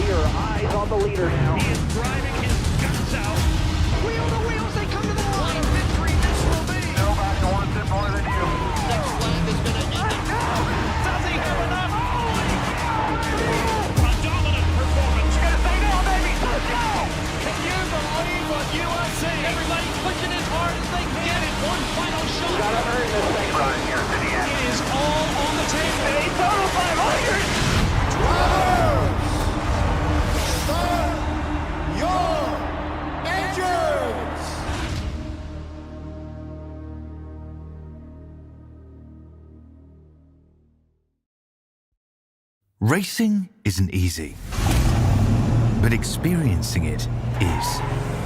iRacing puts you in the driver's seat with the industry's leading sim racing game. Drive on laser scan replicas of the greatest racing circuits from around the world. Go head to head against other drivers chosen by skill-based matchmaking to ensure competitive racing at every level. Compete across all your favorite series. In officially licensed cars, engineered to deliver the most accurate driving experience possible.